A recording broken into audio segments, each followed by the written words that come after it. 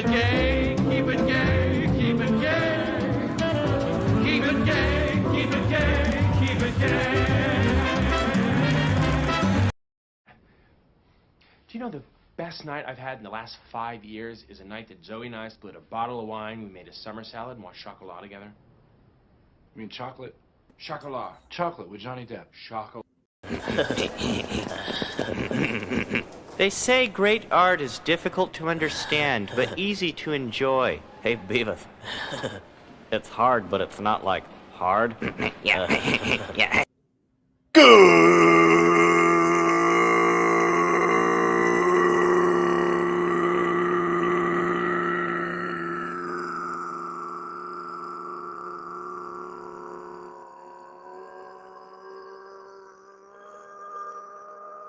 Good evening, good morning, good evening, good afternoon, wherever, whenever, however you all are. Welcome to Toxic Tuesday, the Deadpool edition. No, not the Dirty Harry movie titled The Deadpool, but Deadpool. Guys, it is good to see you all here. Thank you for being here early and right away. We're late. We apologize. I was on Midnight's Edge with Red Shirt as well. So, you know what? We'll bring in Red Shirt right away. How's it going, Red Shirt? I just saw you. He probably went to go, eat food or something. He'll be back. Hide that 70s rock He went band. to siphon the python. Oh, Python siphoning. Well, how are you, 70s? I'm very well, thank you. It'll be even better if the Stars manage to beat the New York Rangers before Mark gets here. They're in overtime right now in New York, in Madison Square Garden, the heart of Yankee enemy territory. And the Stars were winning with about 2 minutes to go, and then they gave up a goal. And the Rangers have won. Shit. Wow. Oh well, they won it in over. Rangers won in overtime. Miserable failure by the Stars. What a bunch of bums. I'll never watch them again. As he's wearing a Dallas Stars shirt. Luckily, I never had any money on it. Yeah, you think the New York Rangers, the way they're celebrating, you'd think they'd won the Stanley Cup instead of just a regular season game, you know? They're all celebrating like they've won the biggest trophy ever. I guess it's the first game they've won in a long time. So. And just Mark, without Mark being here, I can't, insulting them is useless. Go Rangers! Well, Mark. I'm mad at myself. Rangers well, the Rangers that game. It? 5 power plays that they didn't deserve. They had the referees on their side. Those damn Protestant refs. Honestly, they're celebrating like they've won the cup. It's one game. But they've only won 3 games at home, so it's just I've been looking at them now. They're practically taking their clothes off and skating around naked. I know you were waiting for that scene, so. Oh, we all know that. They're going off to have sex with each other in the New York Rangers changing room now. Let me go get my Rangers hat. Keeping it very gay. Yes, gay get bar that Rangers lighters. hat. Dallas versus New York. Meanwhile, as you dudes bicker about your hockey sticks, I'm going to acknowledge our chat here because I know we'll be having a raid here from people watching Midnight's Edge After Dark, but we deserve to have a special extra acknowledgement for those who came in early right away before the raid. Davina Duckworth, always here. Walter Tomaszewski, Jonathan 93 Mega, how's it going, dude? The Skeptic Tank, Lester, what's up, bud? No, don't catch his light. Can't wait for Deadpool Scuttlebutt. Psy for Chaos. How are you doing, sir? Thank you, guys. And, of course, for those who like to have it both ways, we are dual streaming on Rumble. I see Void King is hanging out over there, which, by the way, hello, sir. He says, have you ever played the Deadpool game? I have not, but I want to rectify that. After all these years, I want to do that. So maybe it's time I do it. What's up, D-Bud? How you doing, sir? And, guys, for those of you who like to have it both ways, that is where we are dual streaming. So please do that. Otherwise, if you want to have it one way, we still accept you here, whether it's YouTube or Rumble. 11 Alpha, how are you doing? I've been around for a bit. I'm glad you are around. Thank you for doing that. It must be the end of the Midnight's Edge show slowly coming to an end. So that's good. But I just extra special acknowledgement for you guys showing up. Red Shirt, are you back? He's still not back. It must be a long piss. Well, anyways, we got Mark here. We got 70s. Red Shirt will be here. And I think Tom will be here. But, guys, we get to talk Deadpool. This is one of those ones where it's like, how did we not do this one a long time ago? But that's why we're doing it now, because you do can't them blow all. your wad. Yeah, you can't blow your wad earlier on. You gotta provide. It's not just about the girth, but you also have to provide length.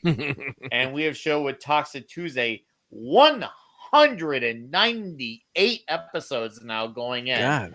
That we have the length and then some. Eat your dick out, Ron Jeremy. Seriously, we are still going long, hard, and strong with this one.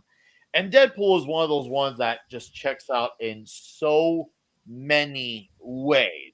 Mark, you have the sliding of the shows I'm ready. trying to Great. get it up, but it said my my Get it sliding up. was At very- least you guys are seeing it It's very happen. said it's very slow. It said it's very Yeah. slow. Something's going very slow tonight. It's annoying, Oh, so he's having erectile dysfunction issues. Okay, yeah, I well, gotta take the well, correct. Never I mind should've that. Get taken the slides up. blue pill. While Said the you green figure pill. out your sliding It's coming, technique, it's coming now, but- we can hold down the floor and you just Yeah, get it up it's when you're just ready coming, yeah. instantly. Okay. I was trying to get it up, but I was having So, difficulty. I really think we shouldn't be doing Deadpool. We should have been doing X-Men Origins Wolverine, so we could have Oh, had the dude. original appearance of Ryan Reynolds as Deadpool. You know Well, he what? wasn't really Deadpool, was he? He was Wade Wilson. Oh God. Was he Deadpool? I gonna have a very popular take and a very unpopular take simultaneously about X-Men Origins Wolverine. We'll start off with the popular take. Obviously, that depiction of Deadpool is horrible. Even though I wouldn't say I consider myself a fan of the character. I enjoy the character in doses. I'll put it that way. But unpopular take. I love X-Men Origins Wolverine, and I'm not saying that with sarcasm, trolling. What? I love it. I like that movie It's a lot. I so wouldn't say I love it, but I retarded like and it. stupid. I have such a jolly, gay old time watching it. Yeah, I like it. I love it. And you know what? I rewatched it for the first time since like 2009, and it's so much better than I remember. Outside of how terrible that depiction of Deadpool was. I love it. The CG sucks, but I love it. The CG's awful Is in this it, opposite but I day? love it. No, I'm not joking. I would much see, rather watch that than watch like fucking some Zack Snyder I bullshit. believe most people don't like it because they're biased against Canadians. and The old Canadian Wolverine bias. and his brother are Canadian. Ryan Reynolds is Canadian. Wolverine's a Canadian. That's why they don't like that movie. All right. Well, while Mark is still working on his erectile dysfunction issues, we can acknowledge two other things. Void King says, "Which of the movies is your favorite?" His favorite is the one being shown today. You know, going into this, I said my favorite is the third one, but I want to now watch 2 again and then 3. And I've watched 3 a few times. And I want to watch 2 again because I only saw it once and wasn't well about it. As of now, I'm going to say 3, but let's get back to me in 2 weeks and see if I change my mind. Maybe I might have a different opinion. Maybe I might become a new lover of 2 after writing it off, seeing it opening weekend. But we got a great post here from Mark, and we got a red shirt that finally slid it up in our chat. Yeah, Yes. so all right, red shirts are awesome. But I did Once Upon a Deadpool because, you know, I'm a Eagle Scout, so I can't watch rated R movies. So I had to cut out all the good bits. Yeah. Yeah. Right. Cutting out our bits. You know what? Are you Have you cutting guys out heard our of this? bits? Yes, Have you guys heard it? This is the Yes. non-R-rated version, isn't it? Yeah, it's the Yes. PG PG version. It's only 3 minutes Fred long. No, With I Fred love Savage. what happened here when they did this originally as an April Fool's prank, and people actually lost their shit and thought this was serious, even though this was based on Deadpool, who's a very trolly character, and it was on April 1st in the day and age of the internet. It should have been so obvious, but people actually thought they thought it was real. serious. Yeah? They thought this was literally. I'm like, I knew No, it was is a joke. real. It is a real movie. No. But I'm going about how they were not the Once Upon a Deadpool because you're hitting on something. On April Fool's Day, a year before the movie came out, Reynolds said on Twix that the movie would actually end up being PG-13, and he got flack for it. And I'm thinking, guys, did you really buy this? And people actually thought that, man. They straight up thought that. I'm like, bro, come on, guys. So get Don't be retarded. There we go. We're covered. Yeah, I now. got it up. And Faster what's up, than I Just did. Joe? What's up, Dave C? And okay, I love right off the bat. And Void King, to double down on my I statement, love the credits. X-Men Origins Yes. Wolverine is not a guilty pleasure. I don't believe in them. I embrace what And I I like take it too. pleasure in. I've always liked it. love it. There's no guilt here. I'm a guilt-free kind of guy. But I love the Nick credits. is A very hot open chick. about his pleasures. British villain, Yeah. CGI character. There's a Green Lantern card. That's Yeah. good. The comic relief. It is a shameless checking of the boxes, and this to me is one of the movies that does the whole self-aware gimmick to the T. It's Oh perfect. my goodness! Oh yes. Yes. So Red Shirt, you were a late bloomer to these movies, and I think you are gonna have one of the most interesting takes on this movie. You went into these movies not having Marvel movie knowledge, and yet it seemed like you were still able to have an enjoyment out of these movies that most people wouldn't think you would have. No. I had a 5-minute argument with Gary at a meetup about this movie, about the third movie actually. But it applies to all three. This movie does not require you to have done your homework and watched 31 movies because it's not in line with all the other character development. And Deadpool is a character from the comics that you're either going to like or you're not. Oh yeah, You know, absolutely. I can't imagine. I mean, I can't imagine and probably don't want to meet the person that doesn't like Deadpool. Okay. But the bottom line is that you're getting a character that's a standalone character in a movie. Yes, it's in the universe, but it's not of a piece with. And in this movie, more than most, the jokes are not Marvel inside jokes. So it's a great introduction without knowing a lot about Marvel. We'll be talking about this again on Deadpool 3, but you get so much character development out of Deadpool just from this cab ride. You find out so many weird things about him that that he doesn't give a damn about what anybody thinks. And that he's he's just an uncontrollable force, climbing through the partition into the front of the cab. I'm like, this is try that in New York. You wind up with a pistol up your nose, or a face full of mace. But it hits the ground running, which is great for an action film. It starts off with some character and it goes straight into, and get bad guys to kill. Maximum effort. And then we get a scene that made me think this time when I was watching it, eat your heart out, Neo. Because it reminds me of the highway scene from the Matrix, one of the Matrix The sequels. second one. Yeah. Yeah, the second movie. All So right. yeah, it's good. Oh yes. So we're gonna acknowledge a few things here. Walter Tomaszewski for $1.99 says, off top, whatever happened to the NC-17 rating? Just Joe answered that, saying Showgirls bombed so hard it single-handedly destroyed it. I don't know if that's opinion or fact, but let's just take his word as gospel. And the PVS, Peter Venkman fan site, what's up? Cups were so popular, people were seeing them from some of our similar. Oh, same in my area. The cups were madly popular. Holy crap. People wanted to have them all. It was a big deal out this way. Well, and also, we got Tom here who brought the party. Hi, Tom. Yo. Hello, Hey, Tom. Tom. Hey, Tom. So Brian. Tom might know and Mark might know, but wasn't NC-17 in Star Trek? Yeah, No, that's not the name of the show, Brian. Oh. No, Had to but get that out. NC-17 technically does still exist, but yeah, after the fiascos that were basically like Showgirls and Bad Lieutenant and the way that the theaters handled them, the problem was, because the only reason it exists, real quick, was that they used to have what was called the X rating, but it would get confused with XXX, which was hardcore pornography.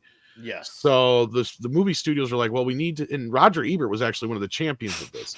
He's like, we need an adult rating that, means adult, right? Not it's too hard for R, but it's not porn, right? Like that's what he was arguing for. Yeah. So they Joe came up with, Avenue.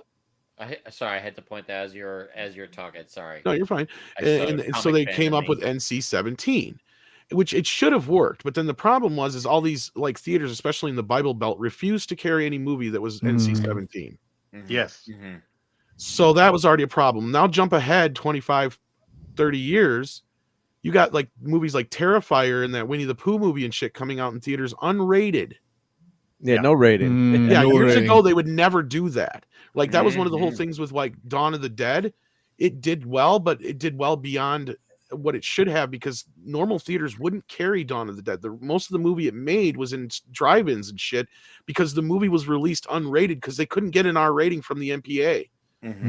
So Romero's just like, fuck it, we're just going to put it out unrated, but theaters wouldn't carry it. Sure, so now there's a lot of people now that are upset from years ago that had to deal with all this bullshit to get an R rating, not an NC-17, and now they're releasing movies unrated in theaters. And I agree, they have a right to be upset because it does kind of fuck with it all. It does fuck with all, but I've never said this, but don't swallow, okay?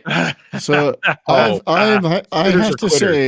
have to say that I've never had a problem distinguishing between X and XXX rated movies. I know exactly what I'm watching. I'm sure you know.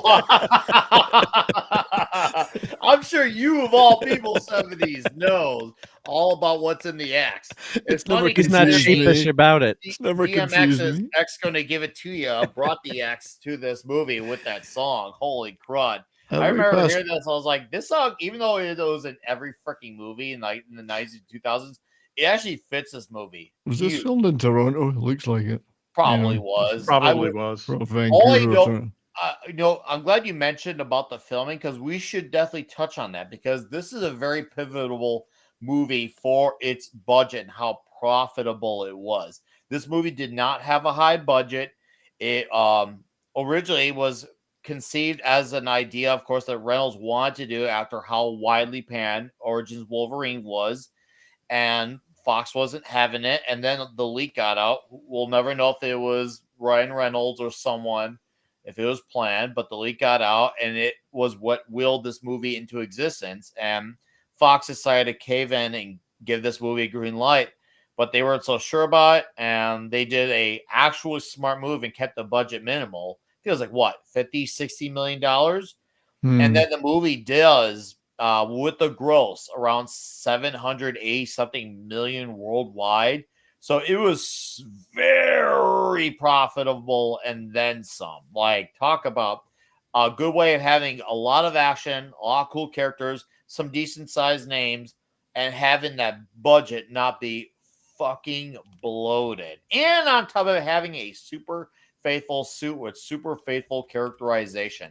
Imagine that. And this was just 9 years ago they achieved all this. So this movie is an achievement in several more ways than one.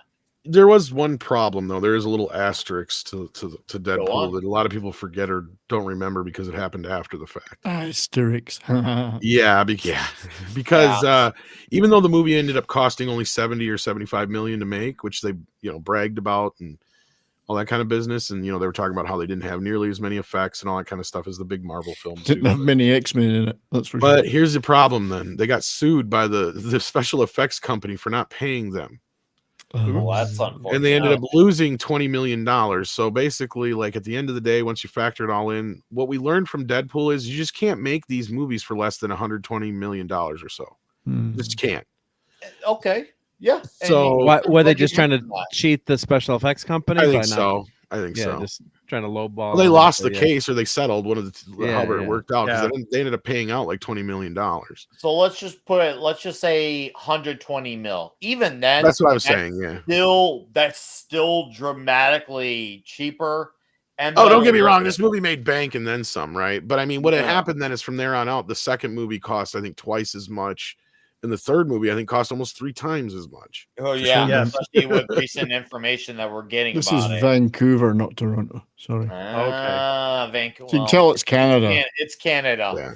Yeah. I'll just call it Canada. It's all Canada. I am a Canadian, so Are you I can sure say about these things. that? I am a Canadian citizen. Yeah. I live in He Canada. says that. I am allowed Yeah. to talk about it. Yeah, the third- Oh, you damn Canadian.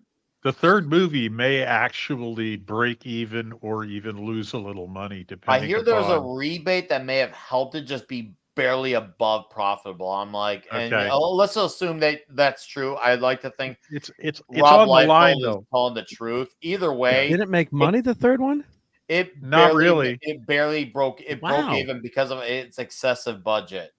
Yeah. Wow. I mean, did Jackman like take too much money? It's like, wow. I'm sure he did. Oh, I'm sure he did. Oh, I'm we sure all he know did. for him to come back from a role that he was actually definitively done with in Logan, which Retired. He got personally, that cake and I'm glad he stuff that last did. day.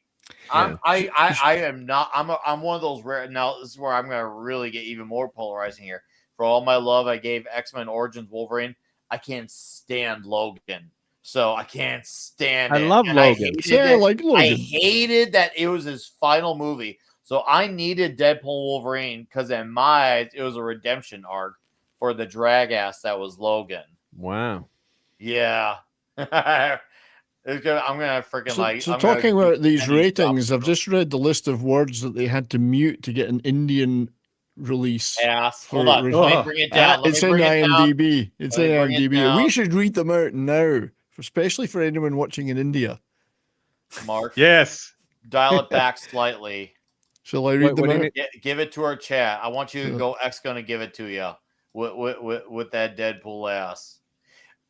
Oh, Let me go he back. just Let me wants go the back. ass. Yeah, I just. No, it's, I'm sorry. Yeah. it's Hold okay. on. Just do it. And by the way, this scene here is based off a scene from a comic with this whole pizza delivery thing. So I was going to ask you, how accurate was this movie to the character of the comics? Very, Oh, there you go. very accurate character-wise in appearance and mannerisms. And there's a variation of how that delivery scene played out in the comics, but the spirit of the idea is absolutely there. No, I'd say some of the characters' appearances are not as faithful like Gina's angel dust, but there are characterizations that are faithful there, even though her appearance is not as faithful as could be. But you have Colossus, who looks cool, so I'll give them that. But overall, it's definitely a very faithful Deadpool character movie, and the suit looks insanely good. I mean, even though he's a character I can attend to in doses, I remember seeing the promo photos where he is doing that Ryan Reynolds pose and thinking, wow, that actually looks really damn good. I'm impressed because it was, in my eyes, the best looking suit out of the Foxmen universe of movies by far and large. Yeah, I wondered what you thought about it. Yeah. I'll go even further out on a limb and say that I think it's probably one of the best costumes since Captain America. I love the Captain America suit. Love it. I might agree with you on that, red shirt. I might agree with that. Jonathan 93 Maga has got good priorities. My man, Deadpool Wolverine gave us the Wolverine we, the fans, deserve since 2000. This was something I've stood on the hill on since July 2024. Logan's depressing. Deadpool Wolverine gives us the Wolverine the fans deserve. Thank you. That man gets it over there. We got to acknowledge him for that because he freaking gets it. I love it. See, Indeed. someone in this chat understands. I love it.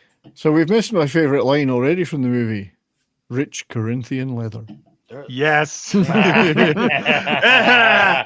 apologies to Ricardo Montalban. But immediately it showed what the character was like, in that he's in the middle of this fight, but he's got time to stop and say something like that. Yep. Ricardo Montalban. Yeah. Yes. It is.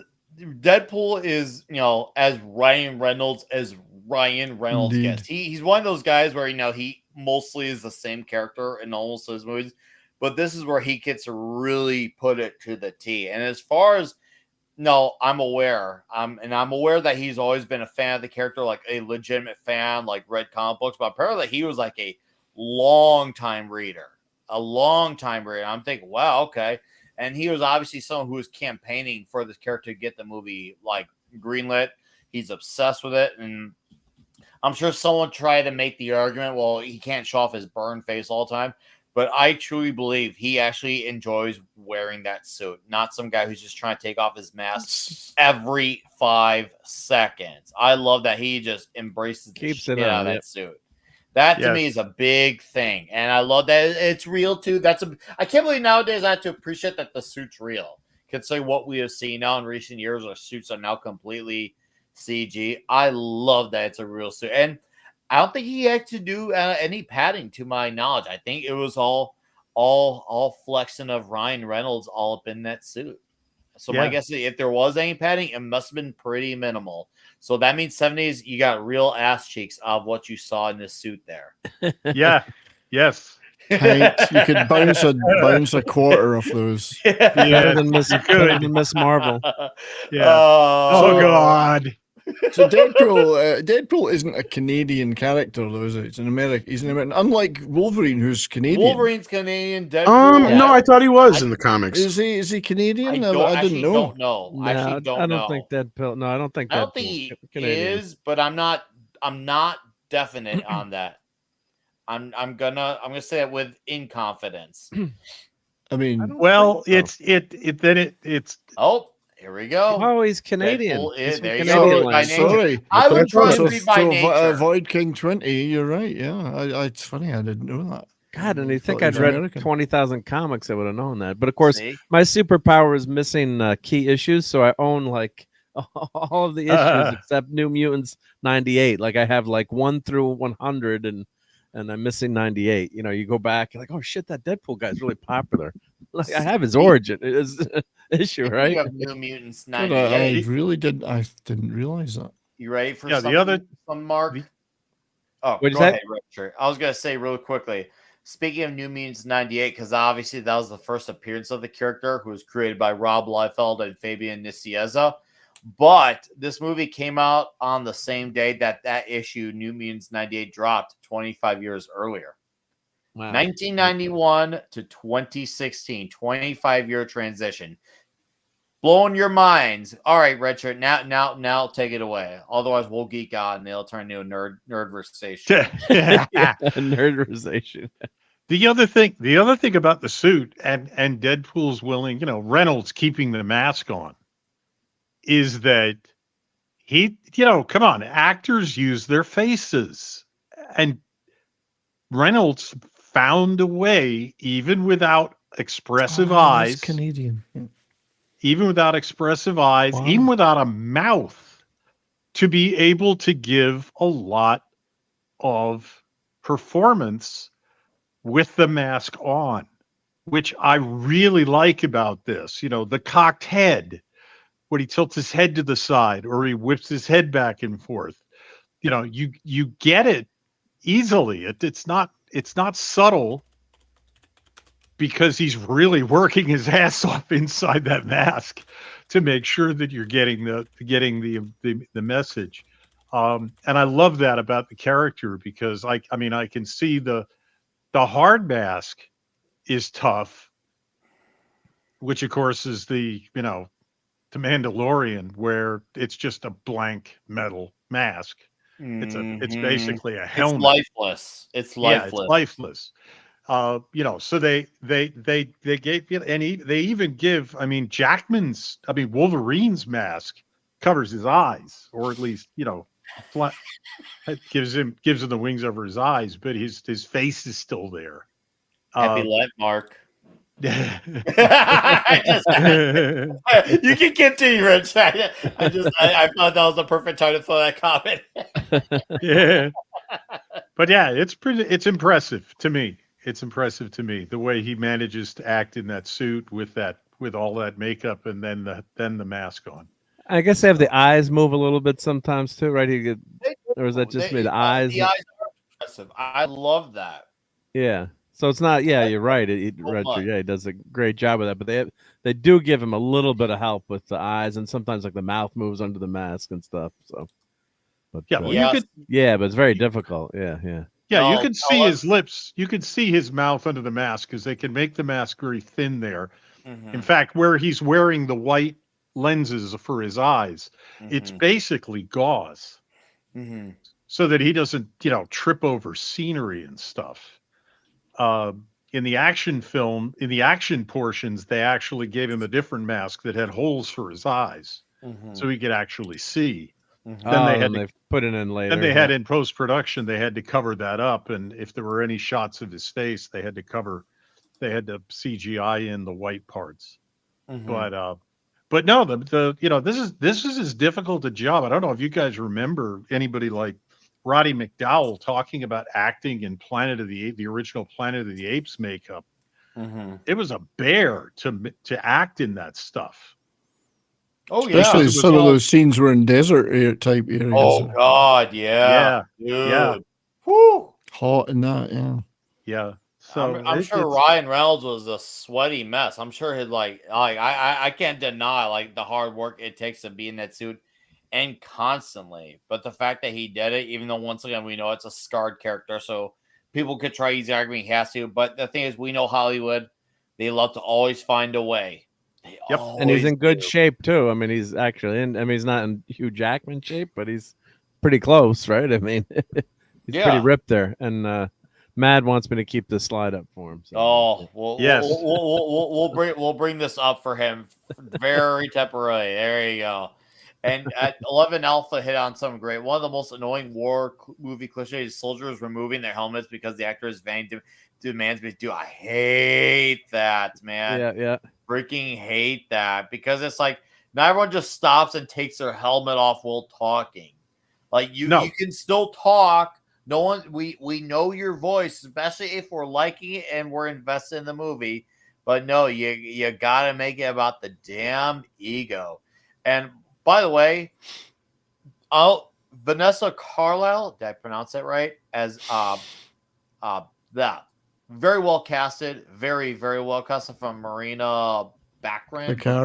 Baccarin, yeah. Very well casted. She's good. I wish he could have gone all the way, become fully copycat like she did in the characters.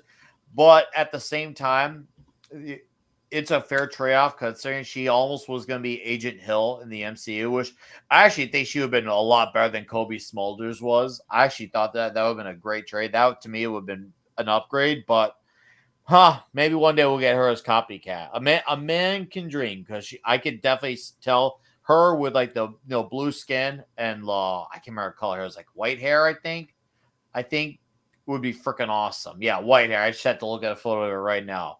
It would have been so badass for her to have gone through a transformation. But it's Wade's story, so we gotta introduce Wade first. We gotta learn to what's it called? Walk before we can run, and that's what we're doing Deadpool. And we pack a lot within an hour and 48, and it only takes place over the course of a few days. But the way the story tells it, it makes you feel like a lot has happened because you're learning a lot and the story is moving forward and not dragging us while still being an origin so he's story. From Regina. He's from Regina. You just said it. So not vagina, Regina. Okay? Well, he tells the story. He tells the story as to why that line is in the film, which is why Regina rhymes with fun. It's because he defaced a traffic sign entering Regina,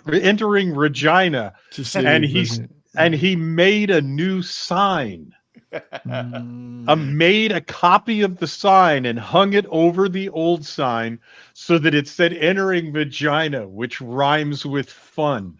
And got arrested for it. I bet he's not the only person to have done that, though. I bet lots of people have done that. Yes, but that's where that connection comes from. That's actually a personal. Makes it look really. Whoa, Mark, go back. Yeah, that was a very special angle.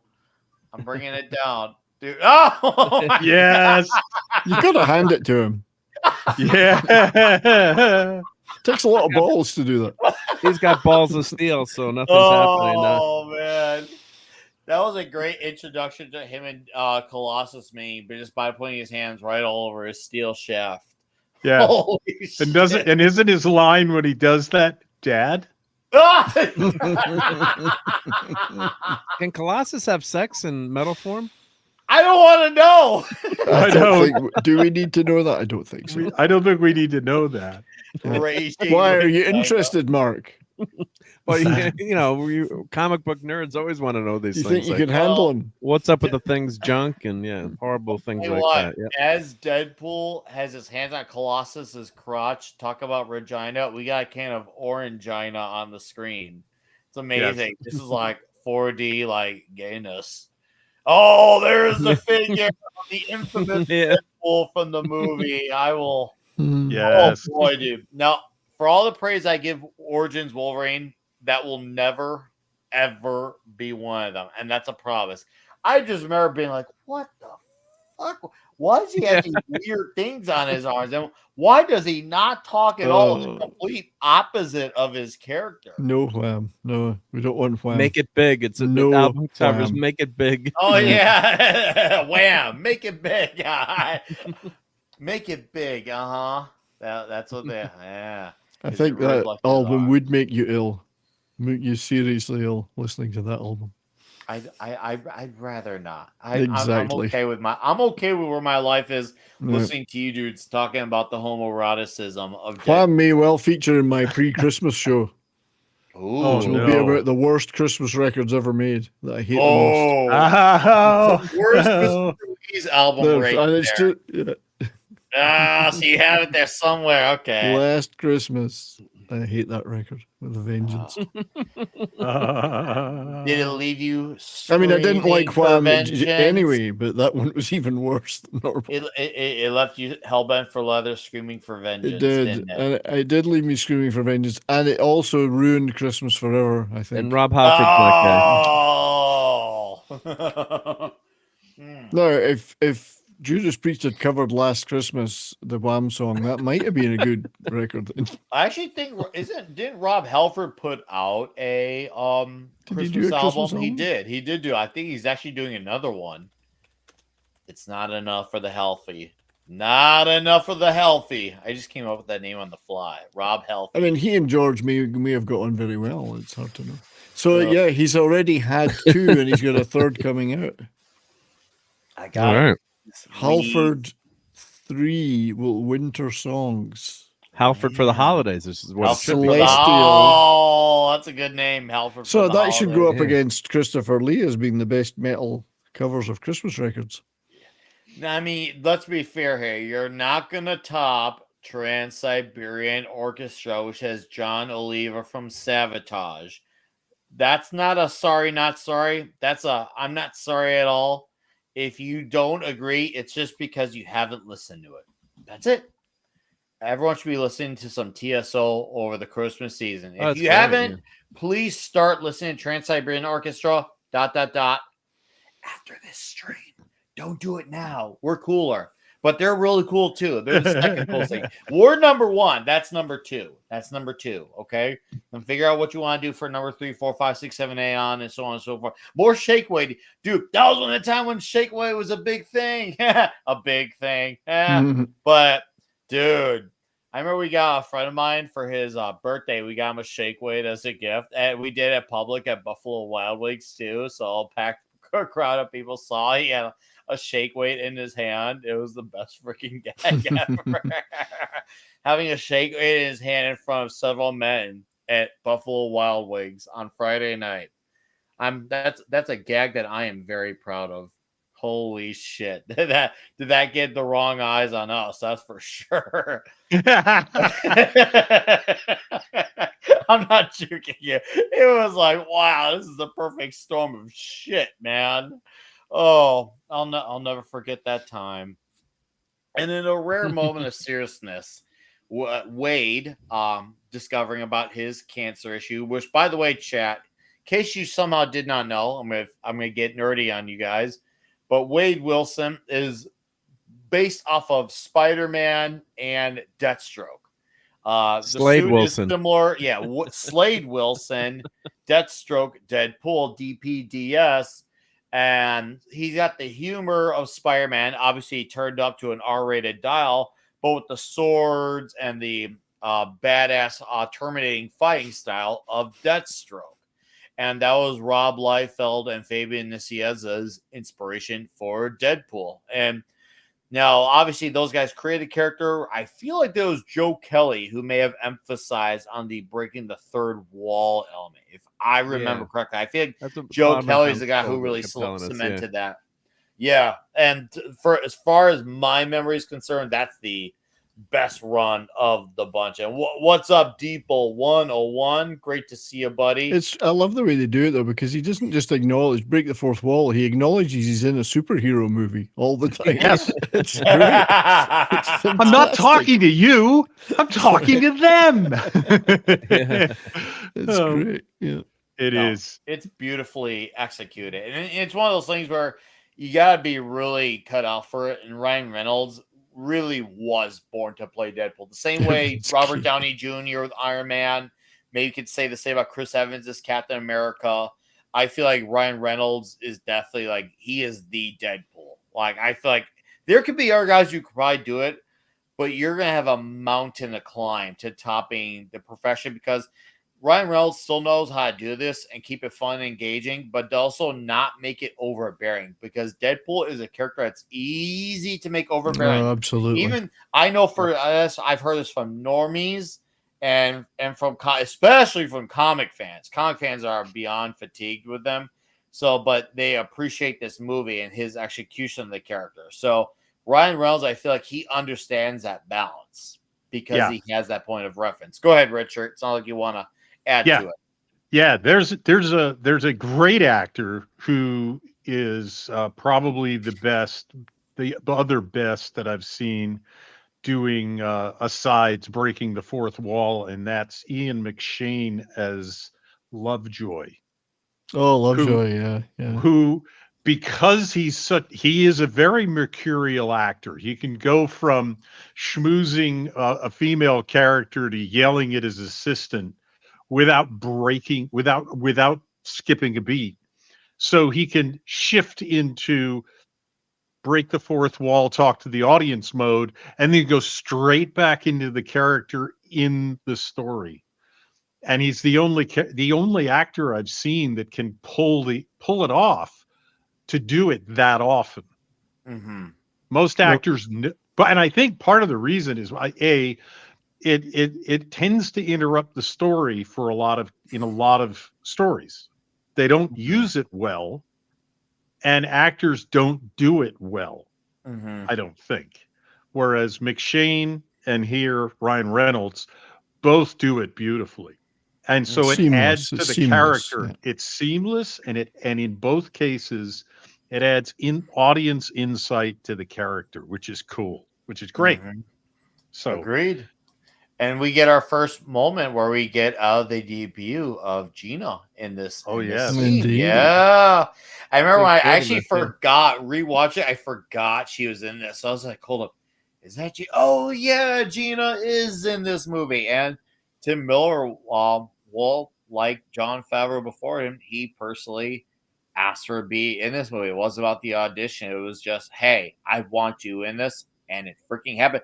I've learned, though, apparently Gina wanted to not only have the character act like the character, which she mostly got, but she also was the one who wanted to look more like the character. So Gina, respect to her for wanting to look the character. She did get turned down on that part, but at least she got to, at least act the character part and get the power set right.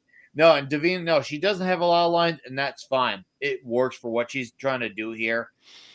She's got to be a powerhouse character. And when I see a powerhouse character, she's the lesser the dialogue, the better type. And Gina doesn't need to say much. And she definitely has a presence when you see her on screen, too. She does have a charisma to her. Like, you can't help but not notice her. And it's not because she's a lady. I know that's the easiest thing to say, but I'm just saying, like, for her part, it makes sense. That's all. Yes, very, very physical role. But yeah, I think she may have said 10 words at most, maybe. I don't know. Was that she's almost silent. Yeah. Was it here or later where he says to Alex, something about him being a doctor? He goes, "I'm not a doctor." Oh, dude, he's got a white coat on. I'm not a doctor. We've talked about. I think Tom, we've had this conversation, particularly on Meat, about quotable movies. I feel like this is definitely one of the last very quotable movie. There's so many great lines there. I mean, there's another one that was much earlier where he says, "Oh, whose bottles do I have to find to get my own movie? I can't tell you, but it does rhyme with Pulverine." And I'm like, "Oh, that's freaking great!" Yeah, this was to me one of the very last highly quotable movies. There's been maybe some if I think about it, but if I have to think of one that instantly comes to mind, Deadpool's definitely one of them for sure. But there is definitely a downstream of movies that are not quotable the way they once were. Even if we put the quality or the message aside and look at that on its own merits, definitely the quotability has definitely lost its touch. Francis, Tom must be away. But you guys, and since Tom's not around, 70s or Mark, watch you guys talk about the quotability. Where are you guys at? Have you noticed that this feels like one of the last movies, or am I just thinking crazy? Oh, Tom's I'm here. still here. All right, perfect. I mean, no, not necessarily. There has been a lot of quotable films here and there throughout the years. I'm talking about more so in recent times. Yeah, well, depends what you class as recent, though. Really, what? Yeah, 10 I was going to say, last 10 years.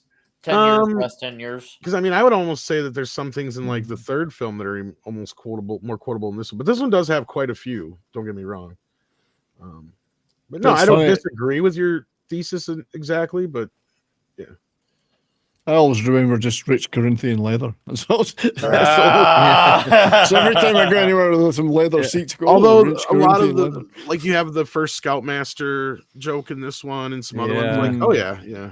I like when he's sniffing his guns and he's like, I'm touching myself tonight. Oh man, I was like, oh, that is very, very, very touchy. Him and his guns, and he knows where to poke them and put them. I just love how everything is an opportunity for innuendo. It sounds very familiar. I mean, totally not like me, but I was like, wow, okay. I could definitely relate to him on that level. Oh God, it's where he starts to look like that nasty old avocado, as his buddy tells him later on. Weasel. I'm really claustrophobic, so this gave me the absolute shits watching this part. Really? I'm really claustrophobic, yeah. I can't stand confined spaces. Yeah. So it's a good thing you're not gay, because you have been out about it very early on. Well, and I have to come out of the closet. Yeah. I was gonna say the closet door has to remain open. The closet door has to remain open. But yeah, this gave me the absolute shits. Put the shits at me watching this. Stuck inside something, restrained, not being able to breathe. Like, oh, for fuck's sake. Like an avocado fucked another avocado. Yeah. No, that Life and Weasel not too far in. Yeah, it's coming real soon. But yeah, I heard that. I was like, wow, that is so freaking specific, but also so kind of dead on. It's like, what can you do? Star in your own horror films because you look like Freddy Krueger face fucked the topographical map of Utah. It's like. There's a lot of great. It was something about it was like hate fucking, and it was that's in that section. Grace that the relationship was hanging on to. I was like, wow, that is freaking horrific. Yeah, because I'm going through the quotes to see what I'm going to try to clip for the special features. But it's just, I mean, I don't know how it, in terms of quotable, but quotes you say like, these go to 11. Probably Spinal Tap is probably one of the more quotable movies. Or that's a lot longer ago. I'm talking longer ago. How it's gone downhill in recent times. Yeah, but there's a lot of we could look 80s, 90s, and 2000s. There's tons of them. Tons. Yeah, but there's a ton of. I mean, I will agree that like of a lot of more modern-esque movies, this is probably one that I do pull a quote from once in a while. Probably, yeah. Yeah. Ahead, Mark. No, it's just so much. Yeah, I'm going through the quotes here in this movie. It's just so, and breaking that fourth wall is just so. The stuff with Colossus being like such a straight-laced guy, which is that is Colossus in the comics for the most part. Maybe not to that extent that they The do height, it, but exaggerated height. But to be fair, the it height kind of works and the to character. it works to the character's advantage. Yeah. He's not that high, but tall, I should say. But just there's all these fucking like, Daddy needs to express some rage, and then the stuff with the blind what's the blind girl's name? Blind I Al. just call her Blind Al. Yeah. You call her Blind Al? Blind Al. Yeah. But it's see, that's what I mean with like Wolverine and Deadpool. Like that one, I pull all the time. Shit's quotes out. Yeah. Well, I had another Al, Liam Neeson nightmare. I kidnapped his daughter, and he just wasn't having. I hid the cocaine somewhere in the apartment. You motherfucker. Yeah. No. Yeah. My favorite line he has with the blind lady. He says when he has his baby hand growing back, he says, it feels huge in this hand. Right. Yeah. The baby half of Deadpool joke is at the same time the most awkward yet hilarious things I've ever seen in a movie. You're not really. It was really awkward. Line, dude, I thought I was gonna have a heart attack on the theater. I laughed. I was the first one that actually laughed at that scene, like straight up burst laughed at. Everyone else kind of got it after I started laughing, but I laughed so hard at that part. You know what was incredibly awkward with this movie? What? So we're in Boston for, I guess it was a holiday weekend. I can't remember, for Thanksgiving go on, or something. Mark. This already sounds great. Go on. So my wife is like, and we're with our cousins and young kids, like age, like 12 to like 17, right? And my wife is like, well, why don't we go see Deadpool? I'm like, it looks real funny. And I really like Ryan Reynolds. I probably thinks he's hot. Well, he is hot, but so I'm like, I don't think this is such a good idea to take the kids to go see Deadpool. It's like a really hard R. I'm like, I haven't seen it yet, but reading the comics, I'm like, this is going to be really off color. And I'm sitting next to my daughter in the movie theater, and then I'm watching the scene. Happy International Women's Day. Like, yes. Oh, the pegging. The pegging. Like the pegging. I'm sitting next to my daughter. I'm like, Maureen, I'm gonna kill you. And like, now I can be mad at you for this one. It's like not my fault. If I had said let's go see this movie and that scene, it's like, couldn't I have been on the end of the aisle there for that one? Or it's like, let me just hide here. It's like, so International Women's Day. I quote that line a lot, and no one seems to remember that sometimes. So, Happy Chinese New Year. She whispers it. She whispers in his ear, so it's not as like. It's one that definitely flies over people's heads. But it's a great one. And Bill, we covered this one, our Happy Lent. Oh, we mentioned that one earlier. That's for sure. And here's this line coming up. Yeah. Like it was hate fucking. And that was the only catharsis. And the other guy who could fix this ugly. Oh, man. Yeah, I must have skipped it. I had it going fast. So I didn't get it. There's so many funny lines in this. I'm like, I'm going to have 4,000 slides. So I use some, restraint, I guess. Yeah. Yeah.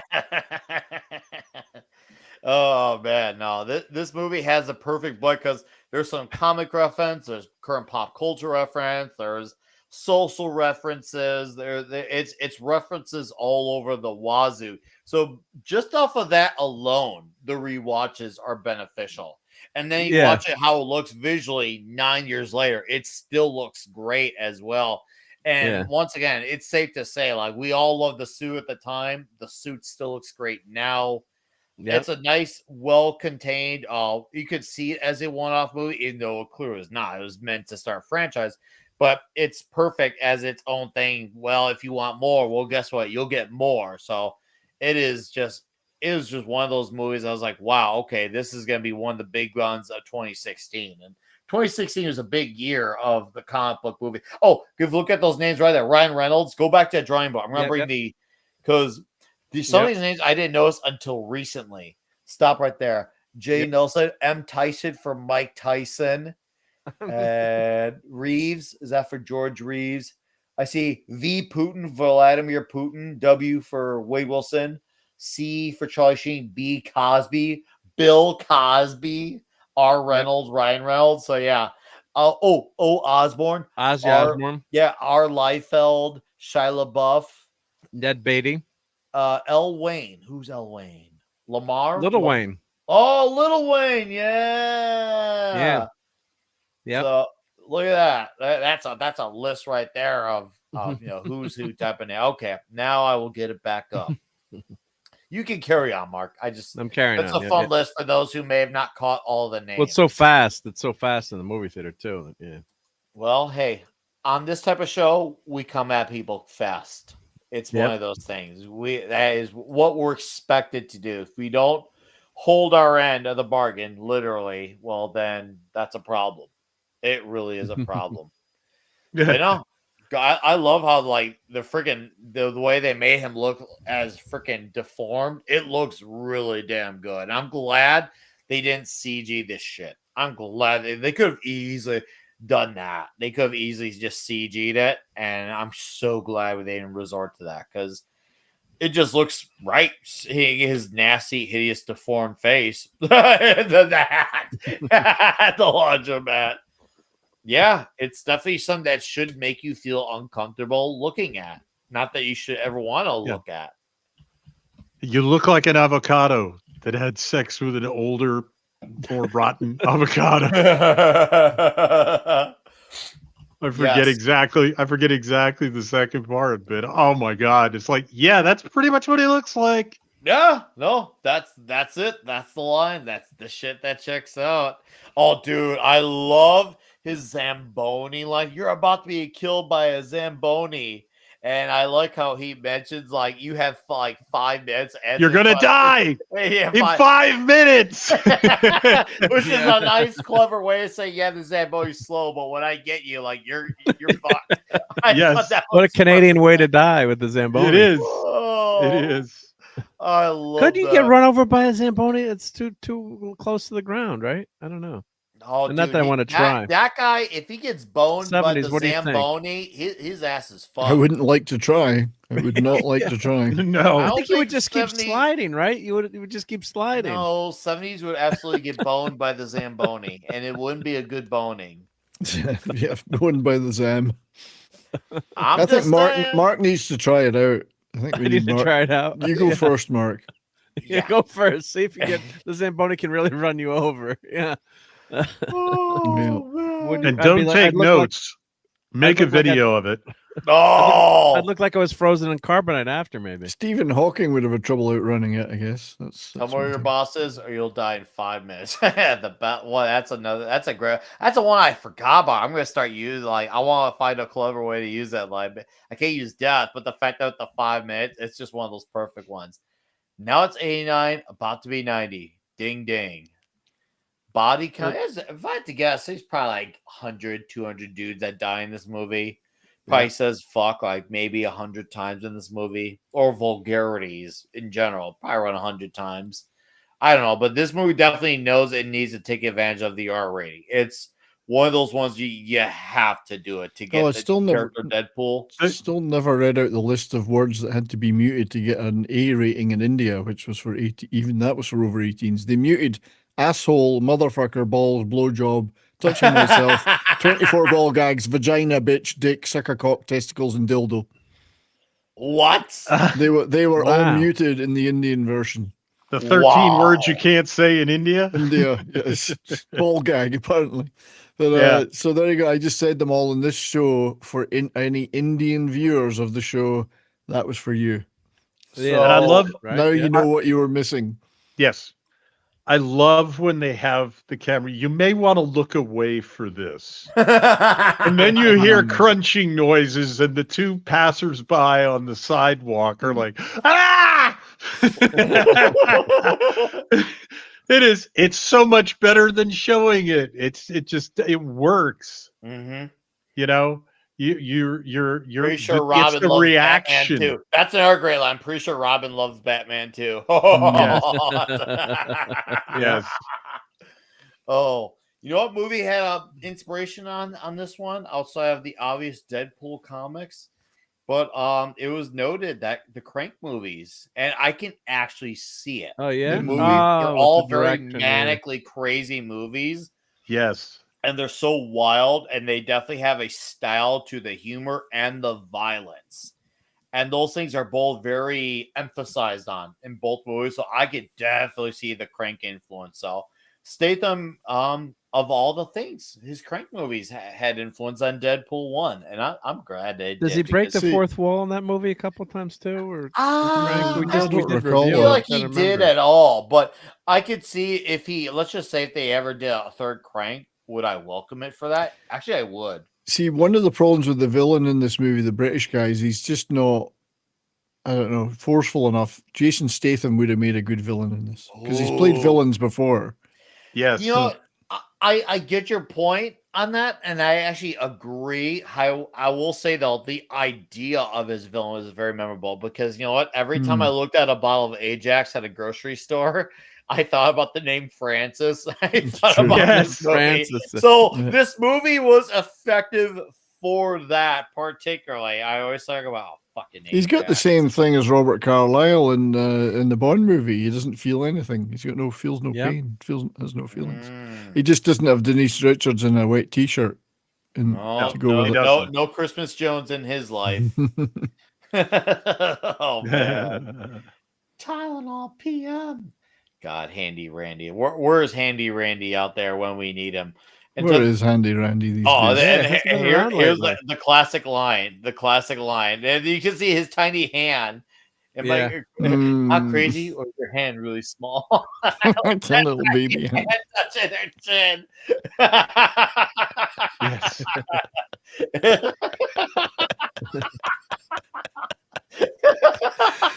It's funny. You ever hear David Beckham speak? As Read by Nature points out, Ed Screen that plays Alex in this did play the transporter as well. So there is a connection. Yeah. I bet feels you did it. There it is. Oh man, that line. Fuck. That's one of them. That's one of the. That's definitely one of the best lines. Oh damn! It's so good. Oh, so good. It's a handy Randy type of line if you think about it, with the tiny hand and all. That's a very handy Randy thing. Yes. Oh it is. man, so damn good. I know the name. Freaking weasel. Yeah. Pictures up there. Oh god, right, bro. You're about to get your ass kicked by Gina, and it's not gonna be a good time. Fucking Francis. Yeah. Anytime now I see Ajax or I hear the word Francis, I do think about this movie. Seriously, it was like Francis, even though it's basically just Frank. It's just one of those names that in my mind is kind of like faded into obscurity because Frank just became so prominent. And maybe there are parents out there who do have the child legally named Francis. I don't know. Hey, if you're a parent out there, got a boy named Francis, let me know. But it feels like Frank is just kind of taking its place in the legalized sense. And there's the cameo. There's a Stan Lee cameo, even though he didn't really have anything to do involved with this character, and it's a Foxman movie, not MCU. I do know he did have a good time on set with this one. Go back to that a couple of frames. Go back a couple of frames. Nope, I just wanted to look at something. Yeah, what was it? I didn't have time to edit the ladies. Right there. No, there. So hold on. What's that on the? Is that a TV? It's a poster. It's a poster. A poster, yeah. For a boxer, I think. It's a boxer. Okay, I was trying to figure it. I can't really see it closely. I thought it might have been Wolverine, but it wasn't. It's just like a boxer, yeah. It's a boxer, Wolverine cameos were brought down to the Hugh Jackman magazine and mentioning his name rhyming. Now, Mark, this one's for you, dude. Originally, they had entertained the idea of having Taskmaster in this movie. I would have actually been really down for it. And the reason why they didn't pursue it and it had to be written out is because of, obvious reasons. Taskmaster's MCU. They weren't in the same universe yet where they could be legally allowed to do it. But that would have been really cool. Considering that would have been a real good Taskmaster fight. the real Taskmaster. Yeah, not the fake one we got later in the MCU, which is kind of hysterical when you think about it. It's like we couldn't do it in this movie, and then because we didn't have the right, I guess, as an X-Men adjacent character, Taskmaster, but yeah, it's weird how those rights go. Like what characters appear more often, like the Spider-Man, friends and foes. Who can appear and who owns what.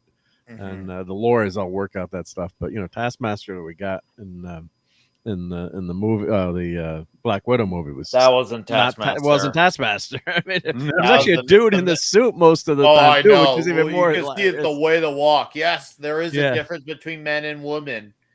Yeah, I said men and women. You get the point, chat. Sorry, my rock star is really kicking in. Well, yeah. What was the first the first line in this movie? Like, from the studio that, or one of the quotes, like, from the studio that sewed up my, sewed up my face, and from the studio that inexplicably sewed his fucking mouth shut. The first time comes 5-time Academy Award winner viewer Ryan Reynolds and an eHarmony date with Destiny. Ladies and gentlemen, I give you me, Deadpool. It's like. Well, there's another great one. Colossus spots off when he says, you mean me with Professor X, and Deadpool says, McAvoy or Stewart. These timelines can get so confusing. And this is at the point where we had already had Days of Future Past, First Class, and the Bryan Singer, Brett Ratner movies before it, along with fits. 2 Wolverine movies as well. So yeah, already confusing. And this is the first X type of movie where there's no Wolverine in it at all. So it was like, even though he got name dropped a few times and was shown on magazine, he wasn't actually in the movie, but it was clear that people wanted the inevitable team up. And it's actually Hugh Jackman on that People cover too, right? So it's not even Wolverine. So like he's acknowledging that it's Hugh Jackman, and because it's People magazine, the most beautiful people. And there's actually a cover. Ryan Reynolds is on the cover much earlier. I know we passed it a while ago. I don't know if I clipped it, but maybe see opening credits with him on People magazine. It was one of the best looking. Later, we see the magazine. We see it when he's getting his guns packed. Actually, I think we're right about there. Actually, he puts the magazine in the bags, like you see all these weapons being piled on, and then random magazine with Hugh Jackman on the cover. It's like, wow. Is that the whack off material or some shit? Yeah. Right. Yeah, the sexiest man alive, Hugh Jackman. Yeah. I love how Huge Jackman. When you watch it, you wouldn't think that the cab driver has an arc.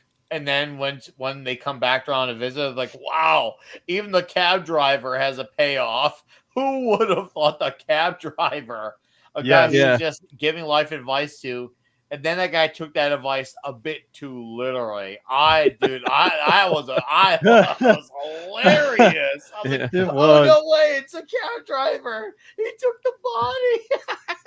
Yeah. Oh man. It's got him in the trunk.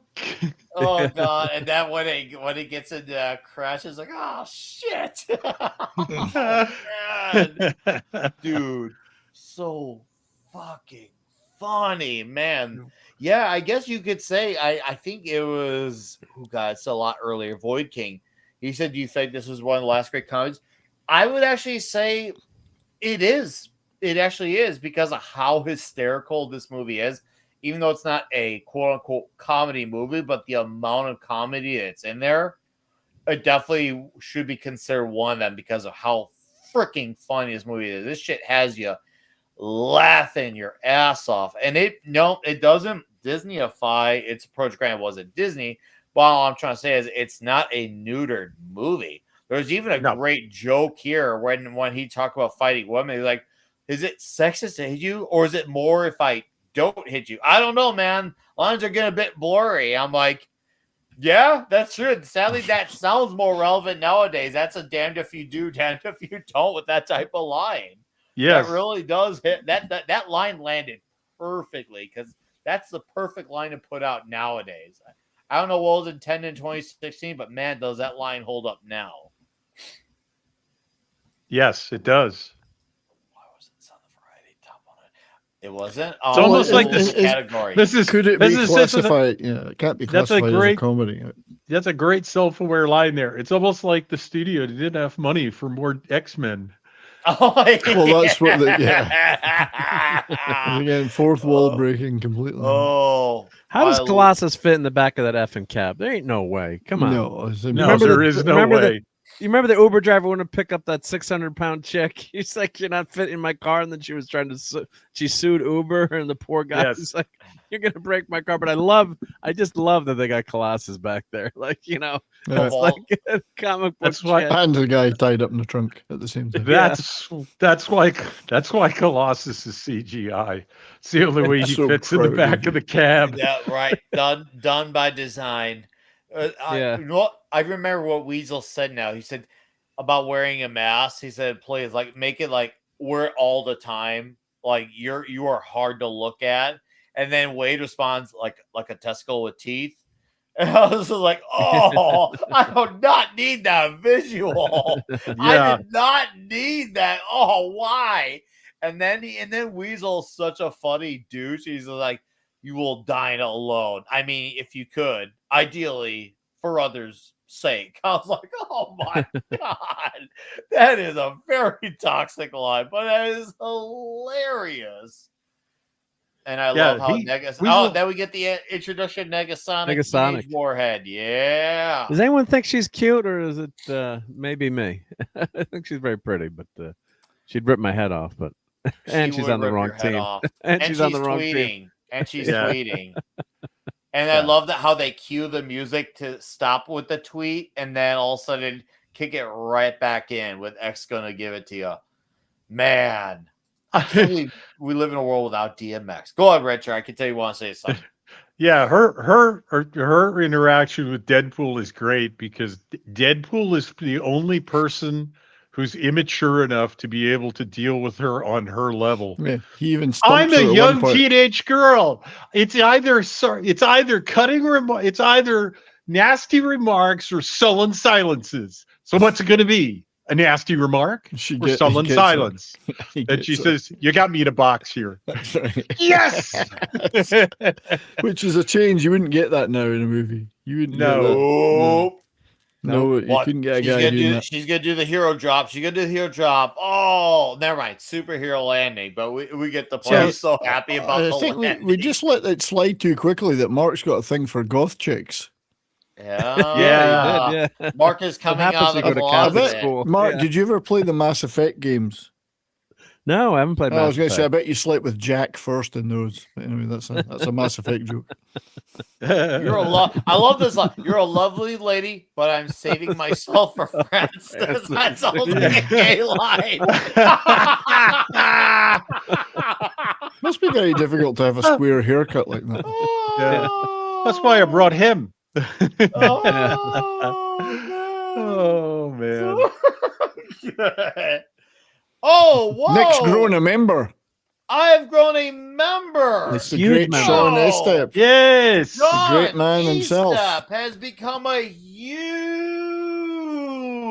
member. If Sean could only see behind me. I've grown 2 extra members in the last week between you and Cypher. I've got a lot of Sean stuff he sent me behind me here. How you doing, buddy? Great to see you, man. Oh, it reminds me. I'm glad you messaged me. I'm going to email you tomorrow because I found a huge package that looks like it's from a time back. I'll fill you in on the details. I want to know if you worried about a package of mine went missing. It has been recovered. A huge package. You had a huge package and you sent it away.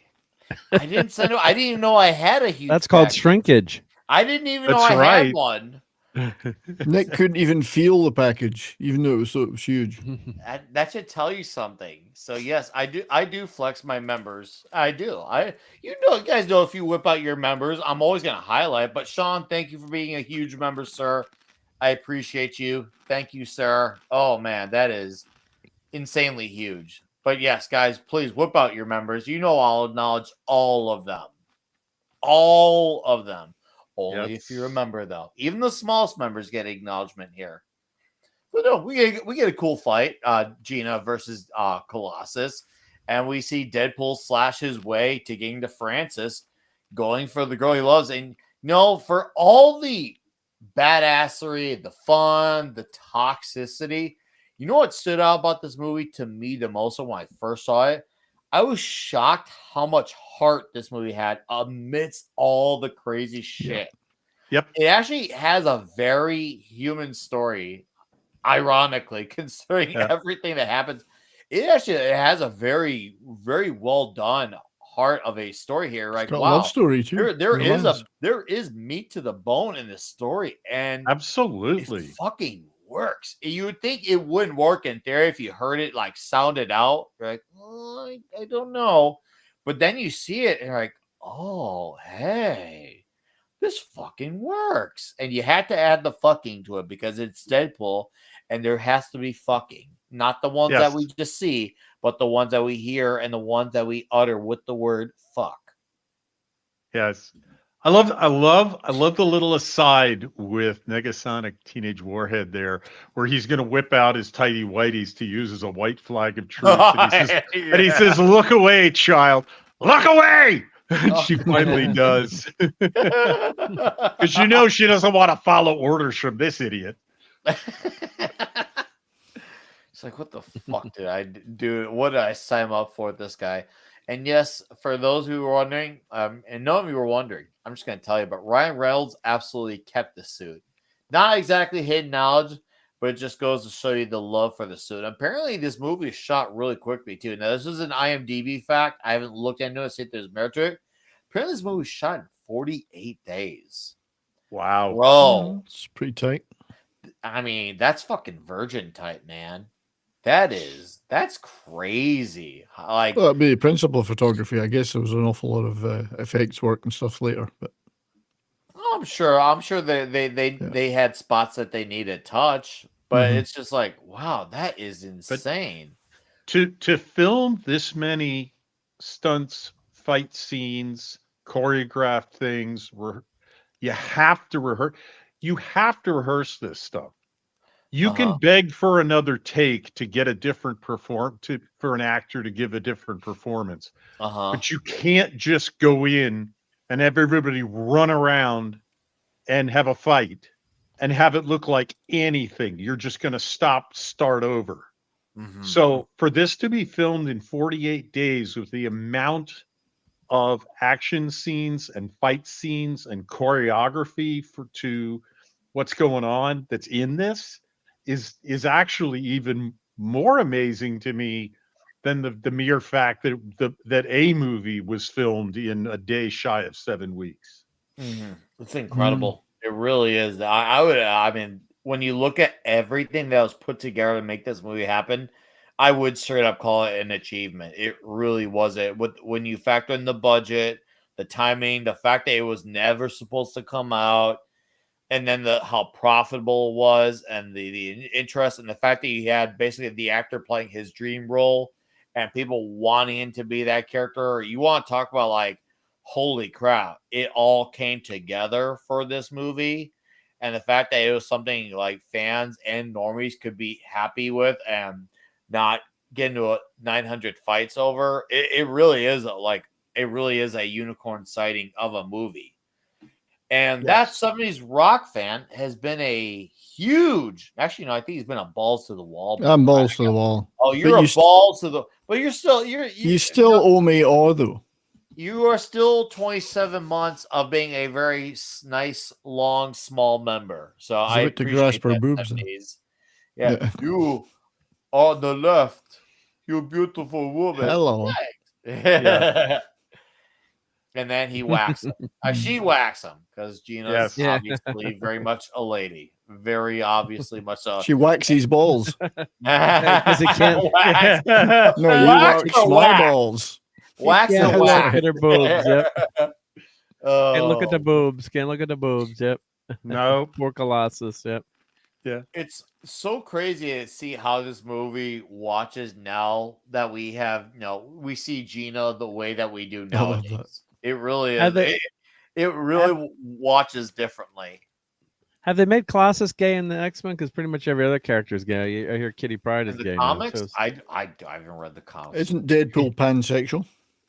probably, yeah. I've Deadpool heard would do that. anything. I've not looked into it. I really He's don't had sex know. with a pan.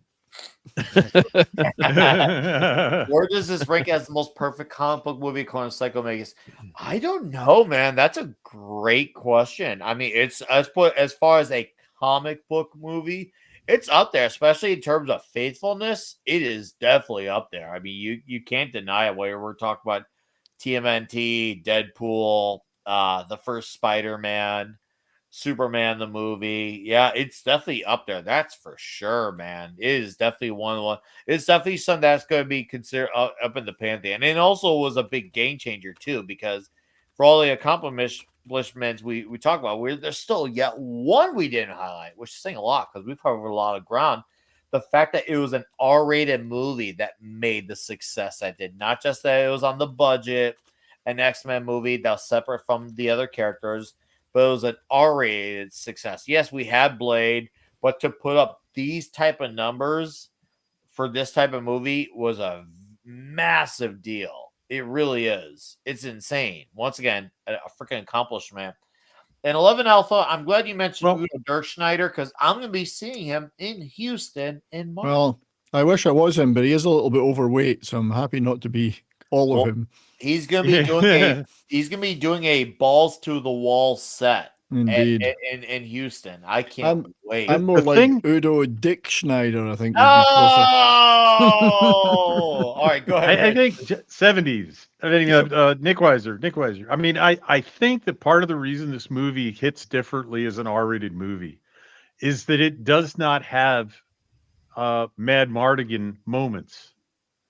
No. It has a hand. It has a hand in the way twice. You get very quick flashes in the strip club. I mean, I've seen HBO television series that spent more time in a strip club and saw more. Yes, that's true. Yeah. It is. But you can always pause those if you need to, though. Just yes, you can. You can pause them. You can. Go ahead. but the thing is, it's for the violence and the language, and the humor comes out of the language. So, and sometimes it comes out of the violence, like the guy who gets embedded in the sign, and no one is supposed to get hurt, and then the guy falls to the ground off of the traffic, off of the highway sign. He was there before I got here. Yeah. It hits so well, but it has to be an R-rated movie because the humor demands the swearing and the violence to work. Mm-hmm. They are the basis of the humor. So it's a different kind of, it's a very disciplined R-rated movie. Yes, I would agree. Yeah. I would agree. It really is. There's another great line. Now, I'm about to do to you what Limp Bizkit did to music in the late 90s. Yeah. Now that one did not seem to get my last. I don't think it's because people found it unfunny. I think it's because it was one of those bands that it was so massive that by the time they burnt out, people forgot about them. And then it was like, who's Limp Bizkit type of deal. But dude, I got it, and I had a chuckle on that line. One, I can't stand Fred Durst. A, B, since I know it was from that timeline, I knew that shit, so I recognize how polarizing that band's music was to popular. I've always hated them. Late 90s. Oh, I've always hated them. Can't stand them. Fred Durst, the absolute enemy. Yeah. Maybe he's got his head straight nowadays, but dude, that guy, in the late 90s, absolutely insufferable. He was the male Brie Larson, what's that bitch's name from Snow Brown? Rachel Zegler. Before the Zegler, before the Larson, before Mark Ruffalo. And Fred Durst wasn't even like political. He was just annoying as fuck to listen to, whether it was in interviews or with his music. Oh, fuck Fred Durst. That's cool. Your friend grew up with him in Jacksonville. but fuck that band's music. And it sucks because the guitar player is actually a good guitar player. That's the part that drives me crazy. Anyways, I'm not going to go on about Limp Bizkit because otherwise I'm going to turn it into a limp. Because you're not limp. There's nothing I'm limp not going about to you. go on a limp dipshit rant and ruin this great. There's no floppy wieners around here. Wieners, floppy wieners. Nothing but erect. Oh shit! I can't remember the name. Oh yes, yes. Yet. Oh, Flaccid biscuit. My timing of that was not good. Since I said yeah after you talk about flaccid and wieners, but I'm not cheering about the wieners. I'm cheering about him not liking Fred Durst. Oh man, Plinths. That's it. There's Plinths. nothing but erect. Plinths. There's nothing but erect plinths, Plinths. as far as the eye can see. If I was in a touring band, my stage decorations would just be plinths all over the place. That's really gay. I heard Britney Spears was probably a mad fucking whore. She probably did the diddly with Durst and then Eminem 5 minutes later. And but who cares about that bitch? Diddly diddly diddly. Yeah, she's stupid. Yeah, you're getting my toxic male side on now. Now I'm making fun of her ass, fucking bitch. Anyways, this scene's amusing because Deadpool does this. It's the most Deadpool way of showing appreciation. Do you read lips though? Do you read lips? No, why? Because when he makes the symbol, the gesture for sex with his thumb, with his index finger and ring forefinger and thumb, she says mouths silently in the ass. What? Yep. Watch it. Watch it carefully. That's what she mouths to him when he does that. That's where she wants him. Wow. She was about to ask him to do it when he proposed to her. Oh, that's clever. Yeah. Would you put it in my marry me? Yeah. That she tries to do that. She does that subtly twice in the movie. It's absolutely hysterical. What? What? What happened? Particularly after International Women's Day. Dude, my mind is blown by that. That just recontextualizes everything because what was said, but how it follows up to earlier in the movie. Wow, that's fucking genius. 11 Alpha. Well, the hero should always get the girl in the end. In the end, emphasis on in. Oh, that is what? Okay. Oh, I wanted to hear the end of that sentence. I was desperate to hear the end of that sentence. What was Tom doing with the tiger? Arctic tiger. I've heard that I know somewhere. what Tom was doing.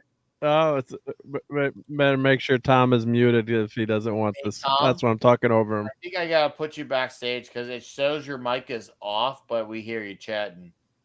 So I'm gonna put you backstage. Just let me know in the private when you want to come back in because sometimes Streamlabs fucks that up. That's why 70s heard me singing about wieners. So floppy wieners. Yeah, floppy wieners. Well, you just came out of the bathroom. Yes. Because, There's a great line. I forgot. There's a few great lines I want to cover on. Your right leg is Thanksgiving, your left is Christmas. Can I come and visit you between the holidays? I'm like, that's such a great toxic line. It is a great toxic line. And there's a narrow one. Deadpool's like, hey, Colossus, go be a big brother or something and tell Beast to stop shitting on my lawn. I fucking died because. Okay, we got. I want to hear the rest of what Tom's talking about. I mean, it sounds good. It sounds interesting. We've never heard Arctic tiger before. I've heard that phrase before. recently. I think Tom's in the CIA actually secretly. I think he is. Not the fact that Beast, like we're talking about Beast and the shit on Law. It's just like if there's one character who wouldn't do that, it's Beast. Like I can actually bet money on Wolverine doing that more likelier than Beast. So it just makes it funny that he pointed out Beast as just tell stop Beast to stop shitting on my law. It's like what the fuck, man. There's another one. I never carry a wallet when I'm working. Ruins the lines of my suit. Ah, it's a small one, but I was like, I love that. But bring it back to the heart, where he says, you don't need to be a superhero to get the girl. The right girl will bring out the hero in you. I'm like, damn, that is so fucking, once again, it's so good.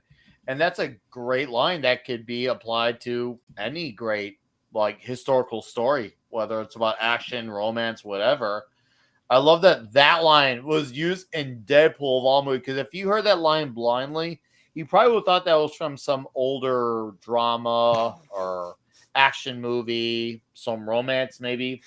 You would have never put that line in. You would have not thought blindly it'd be in Deadpool. It would probably be it would not even be on your list of top 100 movies. You'd take a guess. It would not be on the list. I just remembered I was looking about through stuff in IMDb that the infomercial for the Blu-ray of Deadpool was called "Need a Little Hand." Try Deadpool. And it was erectile dysfunction. I hope that's the case. Read by nature, because he's saying the chat is not hearing it. That's good, because we're definitely hearing it. It's really interesting. Tom's like this extra voice in our head. I didn't know Tom could take so many men at once. It's quite incredible. What? How are you hearing my voice in your head when I've been muted? It's weird. We heard your voice. It's weird. So did you guys play a fucking video? No. No video. That's weird. Like, what do you mean my voice came through? What was I saying? What happened was it was all FBI you stuff. were on the phone or something, and it showed that you turned your mic off, but yet we still heard you talking to someone or only something. for a couple of seconds. Right, we talked over you. Okay. And even though we could hear it, the chat was saying that they couldn't hear you. So it was a good You were thing talking in code, Tom. You were talking in code. It was weird. we heard about foxes and shit. About tiger. Tigers, yeah. See but this is hear you. I gotta get this in here. This is key. This is another moment. Roman. The movie tries to have a heart, and you get this speech. There's just 4 or 5 moments. To be a hero, everyone thinks it's a full-time job. Wake up a hero, brush your teeth a hero. This is all lesson for Wade, for Deadpool, and it doesn't take. It just doesn't take. This is the way he's gonna go.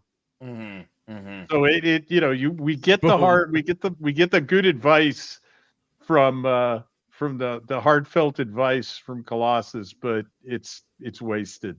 And he blows his brains out. Oh, dude. And Colossus can't look. Not that I could look, but I love that. He was trying to do the superhero speech about giving the character a second chance. We're better than this. And Deadpool's like, fuck Francis. This guy's a goner. Boom. Done. Yeah. It was glorious. I thought that was amazing seeing that shot, because I knew it was coming, but it was one of those, even though you know it's coming, it's still that much more glorious when it actually happens. Sometimes you do want to see it come. I saw you strip down for that hot tub. His dick's not small. You have the biggest dick I've ever seen on a man. Thanks.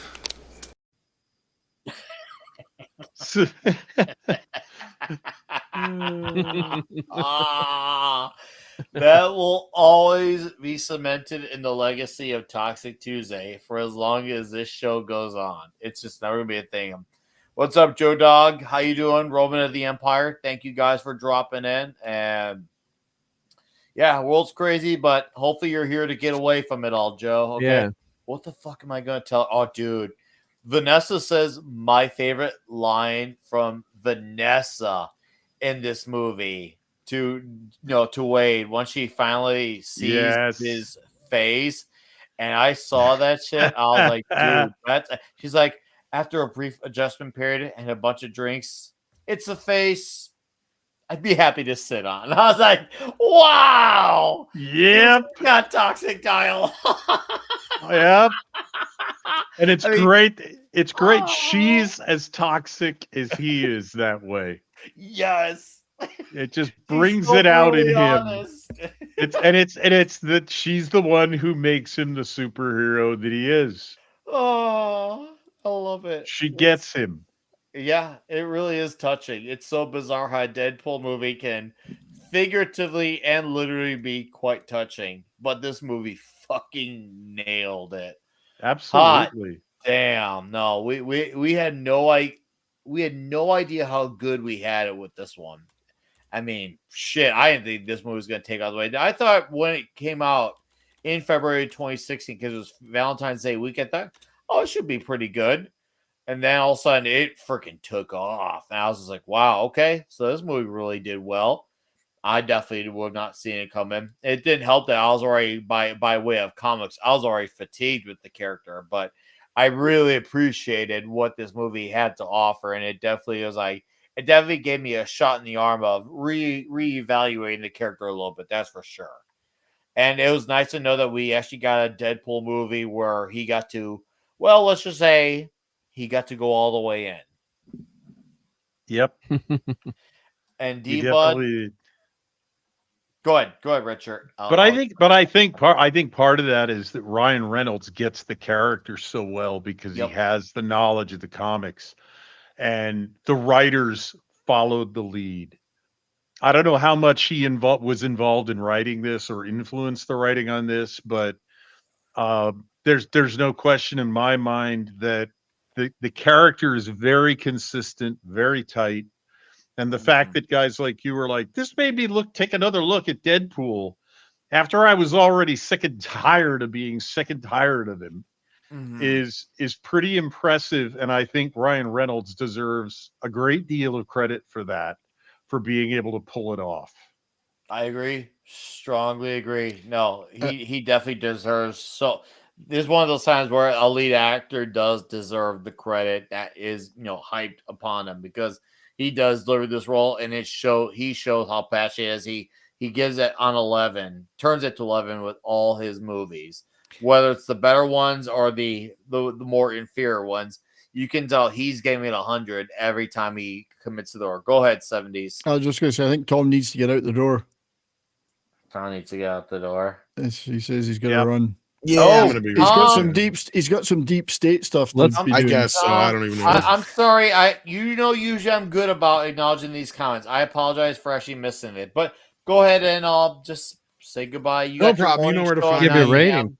Yeah. Oh, my rating on toxicity scale. This is definitely a 10. Oh yeah. Like, I mean, the fact that they got away with this movie when they did, I think even.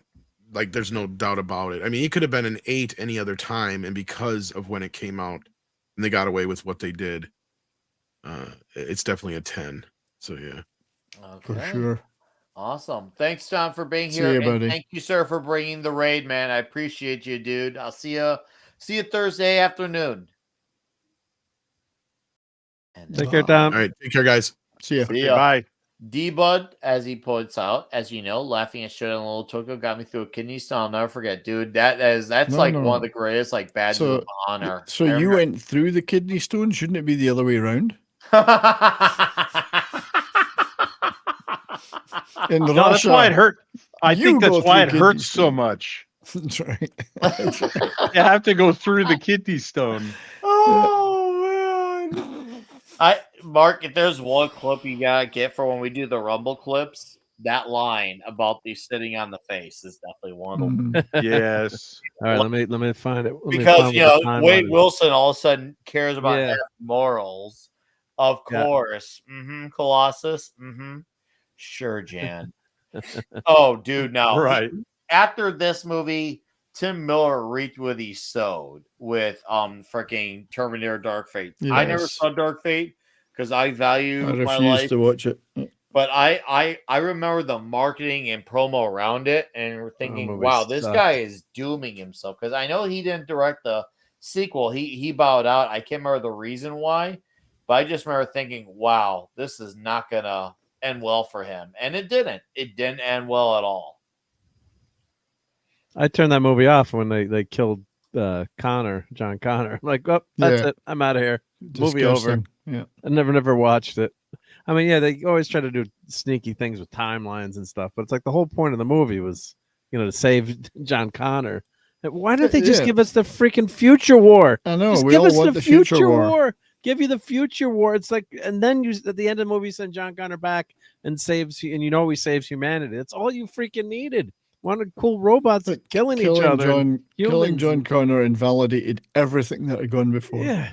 Everything. God damn, you bastards. And then they had like a chick that was like 30 pounds, like kicking ass in the movie. It's like, this is ridiculous. And she's supposed to replace John Connor. It's like, I'm out of here. It's like I could fall on her and take her out. I mean, yeah. I know I weigh too much, but I mean, no, you're right. I mean, you got to be, at least Gina Carano in this movie as Angels, looks like a kick-ass, she could kick your ass, So, but, if you got this little tiny waif, of course, you got superpowers. I got news for you. She could kick your ass. Yeah, she could kick my ass. Yeah, she could. But she looks like she could too on the screen, right? Yes, she does.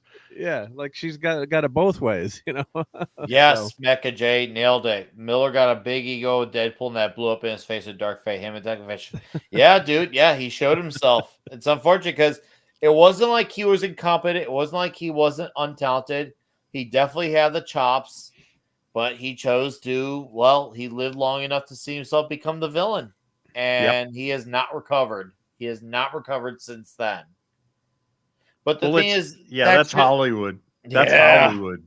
Yeah, we're lucky when we still get guys like Sylvester Stallone or Deadpool and Wolverine still giving us all that they can give us, or the F1s like from earlier this year, which is great too. By the way, go watch F1 if you haven't after the stream. Of course, the stream's priority, but you get what I'm trying to say. There are still some heroes out there amongst the rubble, but yeah, it's really tragic to see a lot of the other heroes straight up do the damage that was, well, of their own doing.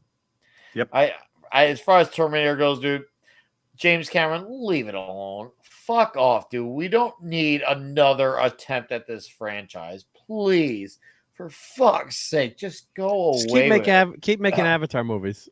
Yeah, please make Avatar movie. Please make your Avatar movies that I'll never watch.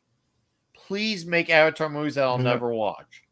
I'm very much okay with that. You will not see me complain about it because I will never have attachment to a franchise that you'll still make a shit ton of money on. And we all know they will. It will make money, that's for sure. There's no denying it's going to make all that damn money. I'm seeing photos of what could have been, like with X-Men, Angel Dust. Would have been cool. Would have been cool. Just saying. But anyways, yes, we get cool looking Deadpool type of credits, and then we get the infamous Ferris Bueller scene. I love the where he's wearing the robe, and that's when he name drops. Oh, guys, Cable is going to be in the movie. And I like how he names off names of who could be in the movie. He says Mel Gibson. Oh, Keira Knightley. I hear she has some range. He even says Dolph Lundgren too. And I thought to myself, man, I would have loved if we had Dolph Lundgren as Cable. Don't get me wrong, Josh Brolin's a pretty good choice.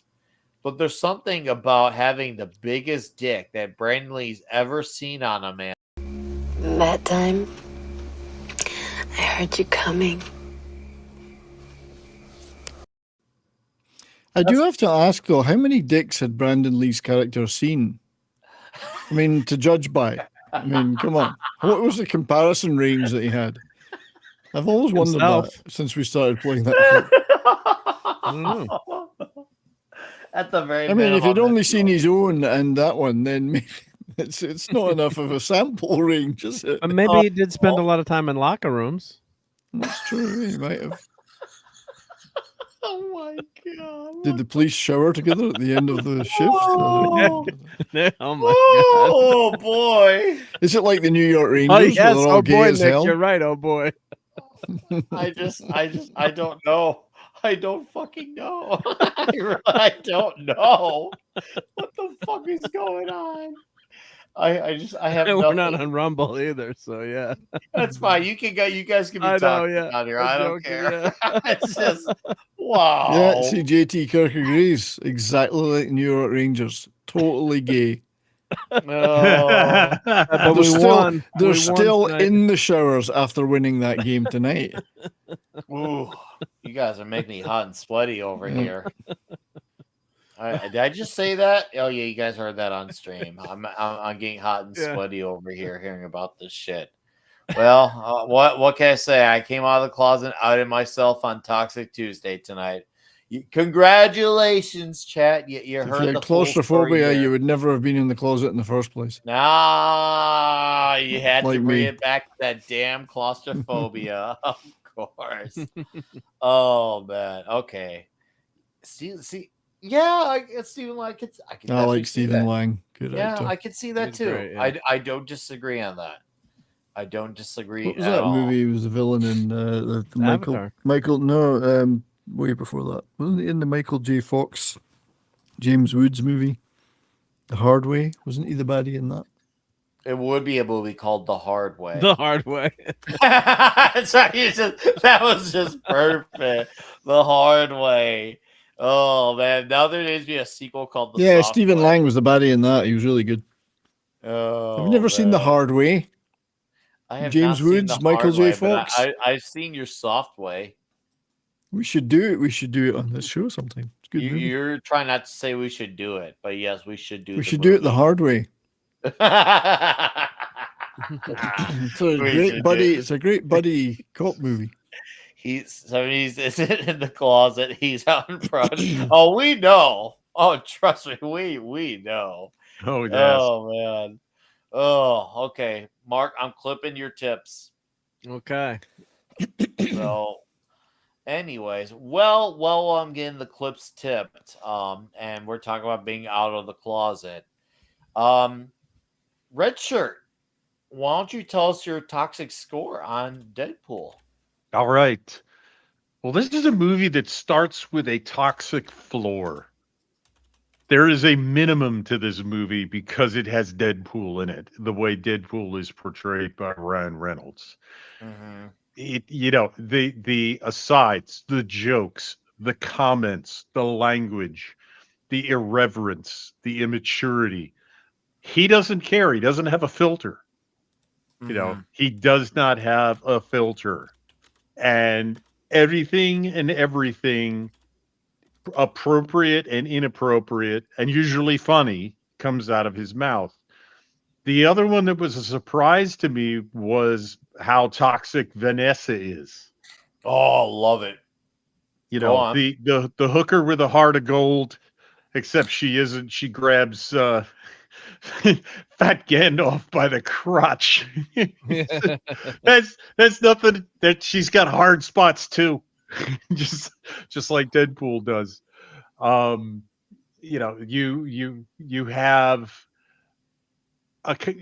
course you have the villains are, Francis is horrendous in terms of his attitude towards people and women and life in general, just because he's a mutant and he resents everything. Mm-hmm. So I've got to agree with Tom. I'm going to just take this one for how surprised was I that a movie like this got made in the year that it was, and that it was released, and that it made all the money it did. Mm-hmm. That's the humor. That's why I was talking about being a very tightly controlled R, so that it could do well as an R. This is a 10 easily. I can't think of anything that would make this movie any more toxic than it is. Mm-hmm. Should have had Argina in it. Yeah. Could always use more Gina. How do you know they weren't drinking Orangina on International Women's Day? Oh, that's right. The fact you didn't see the can might be a clue. Oh, Right. Hinting at the Gina. They probably had sex on a plinth at some point. Oh God, no, God, that's wrong. That's so fucking wrong. but so we're on right. Toxic Tuesday. It did have A plinth-shaped bar stool, maybe. Plinth-shaped bar stool, a very narrow plinth. Yes. Oh, chat. Yes. Please get your toxic scores. I see Mecha J's got his. Thank you, by the way, Mecha J. Will that be all for you, Red Shirt, on your toxic score? That will do it for me for now. Okay. All right. Mecha J gives it a toxic 11. He turns it to 11. Overall 12. Mark, your toxic score. Yeah, I mean, I guess, can it go to 11? I mean, just to echo what Red Shirt said and not repeat him too much, I agree with everything he said. And Tom, that, this is all the more toxic is how the time, politically correct bullshit time that we live in that it got made. And shit, I had to watch this movie next to my daughter, and then the scene comes up with International Women's Day. Mic drop. I'm like, just that's it. I mean, and they do it too by like, Reynolds gets a scene in there where they're making fun of something, and it's flipped around too. It's like with Spinal Tap. It's like, why is it sexist? Smell the glove. So they it's totally flipped around where he's the as they say in the movie, like, no, because they're the butt of the jokes, not the woman. So he's the butt of the joke, literally and figuratively, in that scene. So I mean, that's just one of them. But every line in this movie is fucking hysterical. I mean, it's so breaking that fourth wall. What in the line? Yeah, he's break it like 4 times. It's like 16 wall breaks. But the bar there with all the mercenaries, freaking stereotypical toxic bar. But just everything is just fun in this movie. And just if you need to lighten your day up a little bit, lighten up, Francis. Watch this movie. Lighten up, Francis has new meaning. New meaning, yeah. And they couldn't afford any of the other X-Men. Whenever I go to this house, I only see you two. I guess Fox couldn't afford any more of them, right? Oh, perfect. So it's just so fucking funny, right? I mean, it's true, right? Because movies will do that shit, and they'll never acknowledge it, right? We couldn't afford the actors for this movie. So yeah, this is an 11. Yeah, it's God bless Ryan Reynolds for look at all the great things that come out of Canada. So God bless him. I mean, just this is just awesome. They're only great when they come out of Canada, though. Well, you said that, not me. Yeah, or come out in Canada. It's one of the other. Yeah. All right. Right. Yeah. Mark, beautifully said. Thank you. Then we have the Ferris Bueller. And then the Ferris Bueller scene where he tells about the cable, and I love the robot. Great way to close out the movie, as Deadpool as it gets. I mean, fucking awesome. It's just but wait, there's more. You're still here. Right there, you're still here. And that's old enough too that kids or youngins might not get that, but I was old enough to see Ferris Bueller in the movie theater, and people like ran back to their seats like no one knew what the hell was happening. They're like, what, the movie's still going? Unlike limp dipshit, Ferris Bueller managed to cling on for extra generations. Yes. Ferris Bueller movie won over new generations and will still continue to, unlike Fred Durst's smelly ass. Don't ask how I said that. I needed a reason to take shots at him. So there it was. Anyways, Read by Nature gives his toxic 11. Mars Monkey Vex Max toxic 10 overall 8.5. D-Bud toxicity 10 overall 9.5. JT Kirk so toxic I switched to Mint Mobile. Ryan Reynolds' mobile community 9.99969 out of 10. Curling Road 10. Jonathan 93 Maggot toxicity 10 overall 9. Side for Chaos toxicity 10 out of 10. Blint woo overall 9. And then Pokerace 6666 toxic 11. Thank you guys. 70s, sir. What is your toxic score for this movie? Well, I think like Tom was talking about movies that are unrated. This is almost unrateable from a toxicity scale. It's like we'd be released without any toxicity number. It's easily one of the most toxic ones we've done ever. Absolutely. But deliberately and gloriously toxic, flagrantly as opposed to subtly. So it's got, I mean, I mean, first of all, including any Wham song makes it immediately the most toxic thing we've ever done. And also the Angel in the Morning, that song, that's very toxic too. So, violence. I mean, there's people getting put in blenders, decapitated, turned into kebabs, you name it. There's every form of violence you could possibly wish for. It's the language is bad enough to get it banned, not banned, but mangled in India. Pegging jokes, sex jokes, International Women's Day sex montages. I mean, Mark mentioned Ryan Reynolds' ass. We got a few shots of it. Yeah. In the opening credits, you can see his crotches in a guy's face too. Yeah, and there's nothing off limits for humor. Blind people, blind old people, cancer patients, superheroes, Hugh Jackman.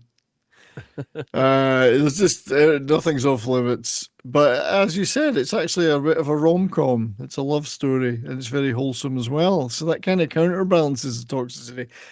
So that brings it back down to a 10. It's a 10 for toxicity. It has a score, and it's 10. I like that. And it doesn't go to 11. It's only 10. There is no 11. 10 is the highest we can get. But we made 10 more toxic, and this is the movie that did that. Okay, I like that. What's up, Toeback on Rumble? Thank you for dropping in, sir. Well, thank you, 70s, for your score. And it looks like everyone who wanted to contribute their score has. Thank you, Sean Esep, for becoming a member. Walter Tomaszewski for a super chat. My score, I mean, God, all I'm doing is just preaching to the choir here. Yeah, this one goes to 11D1 for the score. I mean, some of my favorite pieces of dialogue are in Deadpool. It's a great movie. It's super toxic. It's super fun. And this movie gets away with a lot of things that you wouldn't think it could. And I'm not even just talking about the offensive stuff, but the love story in the context of a Deadpool movie. Holy shit. The avocado line. Holy damn. That line. And then the whole like testicle and teeth. And then I've never said this to anyone before, but don't swallow. And then the Vanessa's lie about after a brief adjustment period and a bunch of drinks, it's a face I'd be happy to sit on. Even the dad thing when he grabs the guy's balls. Beast to stop shitting on. Tell Beast to stop shitting on my lawn. Or it feels huge in my hand, does it? Type, oh, dude, I fucking died with that. Yep. All the guys should have gotten that line instantly. Yeah. Every male in the theater over the age of 15 or 14. Yes.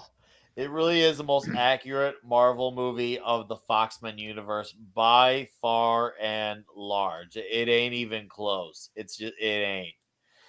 But chat, guys, we are going to let these gentlemen plug their plugs, and then we're going to go, after they plug their channels, we're going to go transition on over to Rumble to watch a few clips from the movie. So for those of you who want to stick around with us after these gentlemen plug their plugs, well, you can come hang out as we look at some clips on Rumble. So, Redshirt, you got anything coming out outside of Deadpool 2 for next week's Toxic Tuesday?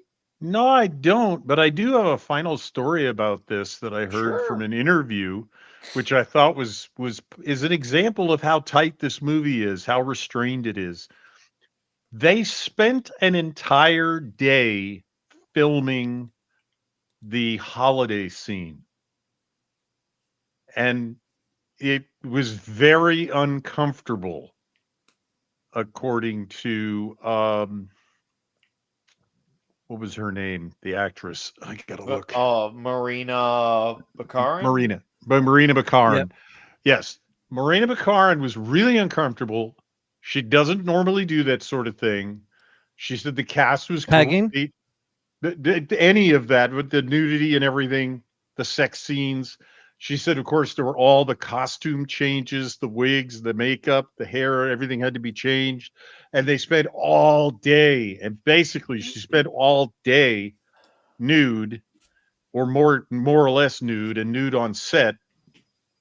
And they finally decided that the director finally decided in the final edit to edit that down to just the holidays that we saw and the best jokes that we saw from the holidays, so that the director said, and she agreed, it was supposed to be a gag and a story that you tell for, a joke that goes on for too long stops being funny.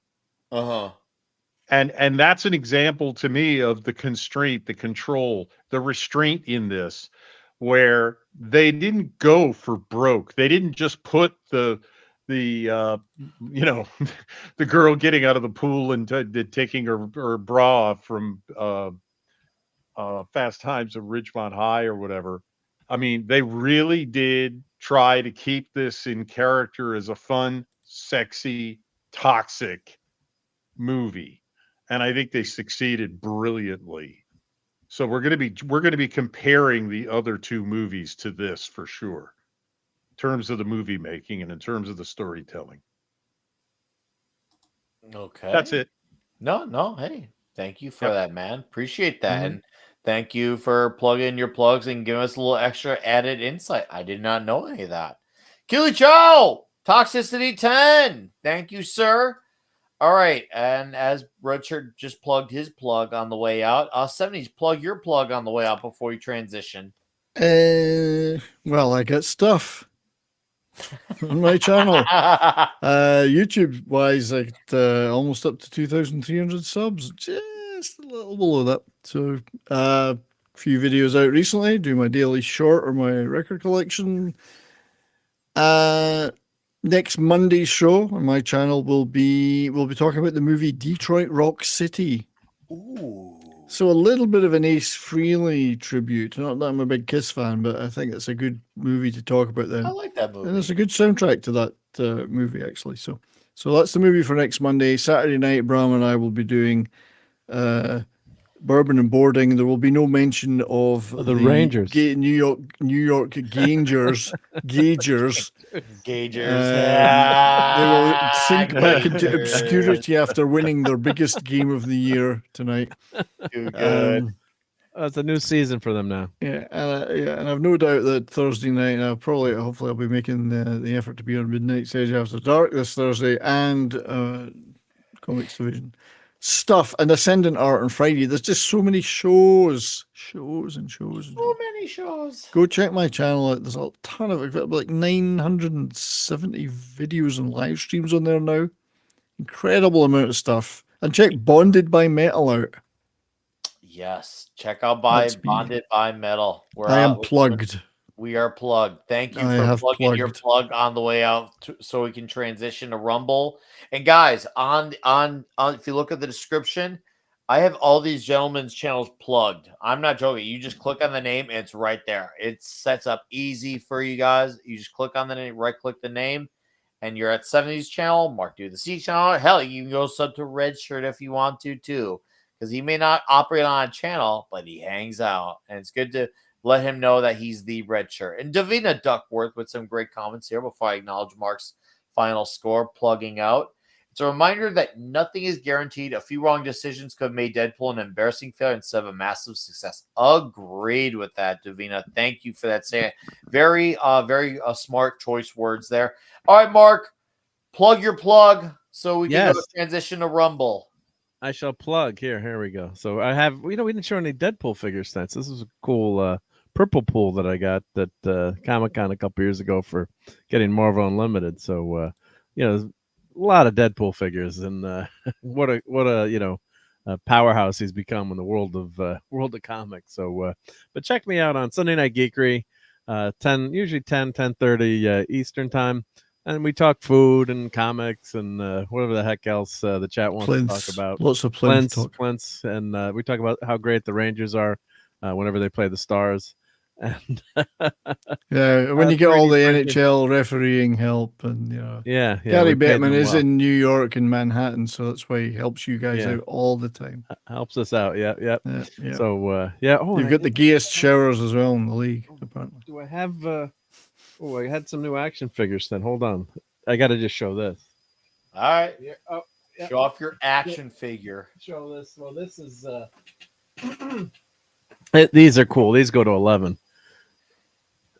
Oh, nice. Oh. Derek Smalls. Nice. Yeah. I got to get Nigel, but yeah, they're pretty cool. So they fit right in your hand, and they feel really big in your hand. Does he have a cucumber wrapped in tinfoil in his action figure, Derek Smalls? I don't know. I got to remove his guitar and see what's under there. But they had it on clearance for Cyber Monday or whatever on Amazon. So I was like, do I really need these? Oh, I yes, don't need of course these. you do. Yes, I do. You did. So I got to complete I got to complete the trio, so I need to get Nigel. So, come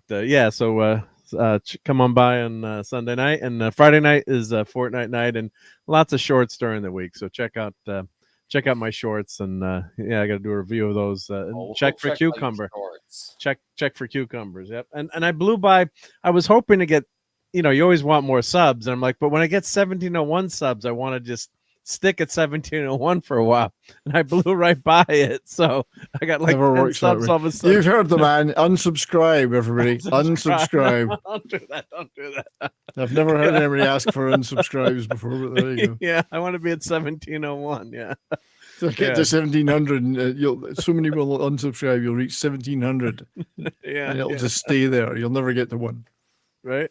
But thank you, everyone. Yeah, it was fun hanging out tonight, and it was a good slideshow. I was worried I would have like 4,000 slides, so I showed restraint. You crushed it. You absolutely crushed it. The sliding, you did great at the sliding, the slipping and sliding, and the tipping, all in between. I can't wait for the clips and tips you got to follow on Rumble. They're gonna be huge. Great, yeah, they're gonna be huge. You've done good. I felt very nice, full, and filled with fluid on the show being here with you. So thank you for your job well done. It's once again services that will always be acknowledged and noted. Appreciate. So Shaq, give it up for Mark. He kills it. He crushes it. He takes the time to do it. He never has to or was expected to, but he does it. And our show is that much better because of it. So please come transition over. This is the Rumble link. Please come transition with us. This is where we're going to play clips over exclusively on Rumble. And for those of you who do not transition with us, we will be talking Deadpool 2 next week for episode 199 of Toxic Tuesday. And this Saturday is Clobby's Comic Shop, 6 p.m. And I'll figure out what else comes out as I go along. And yes, go sub to that and Bottom by Mel. Until then, we are transitioning on out of YouTube and exclusively to Rumble. So click that Rumble link there. We're pulling out in 15, 14, 13, 12, 11, 10, 9, 8, 7, 6, 5, 4, 3, 2, 1, and pull out.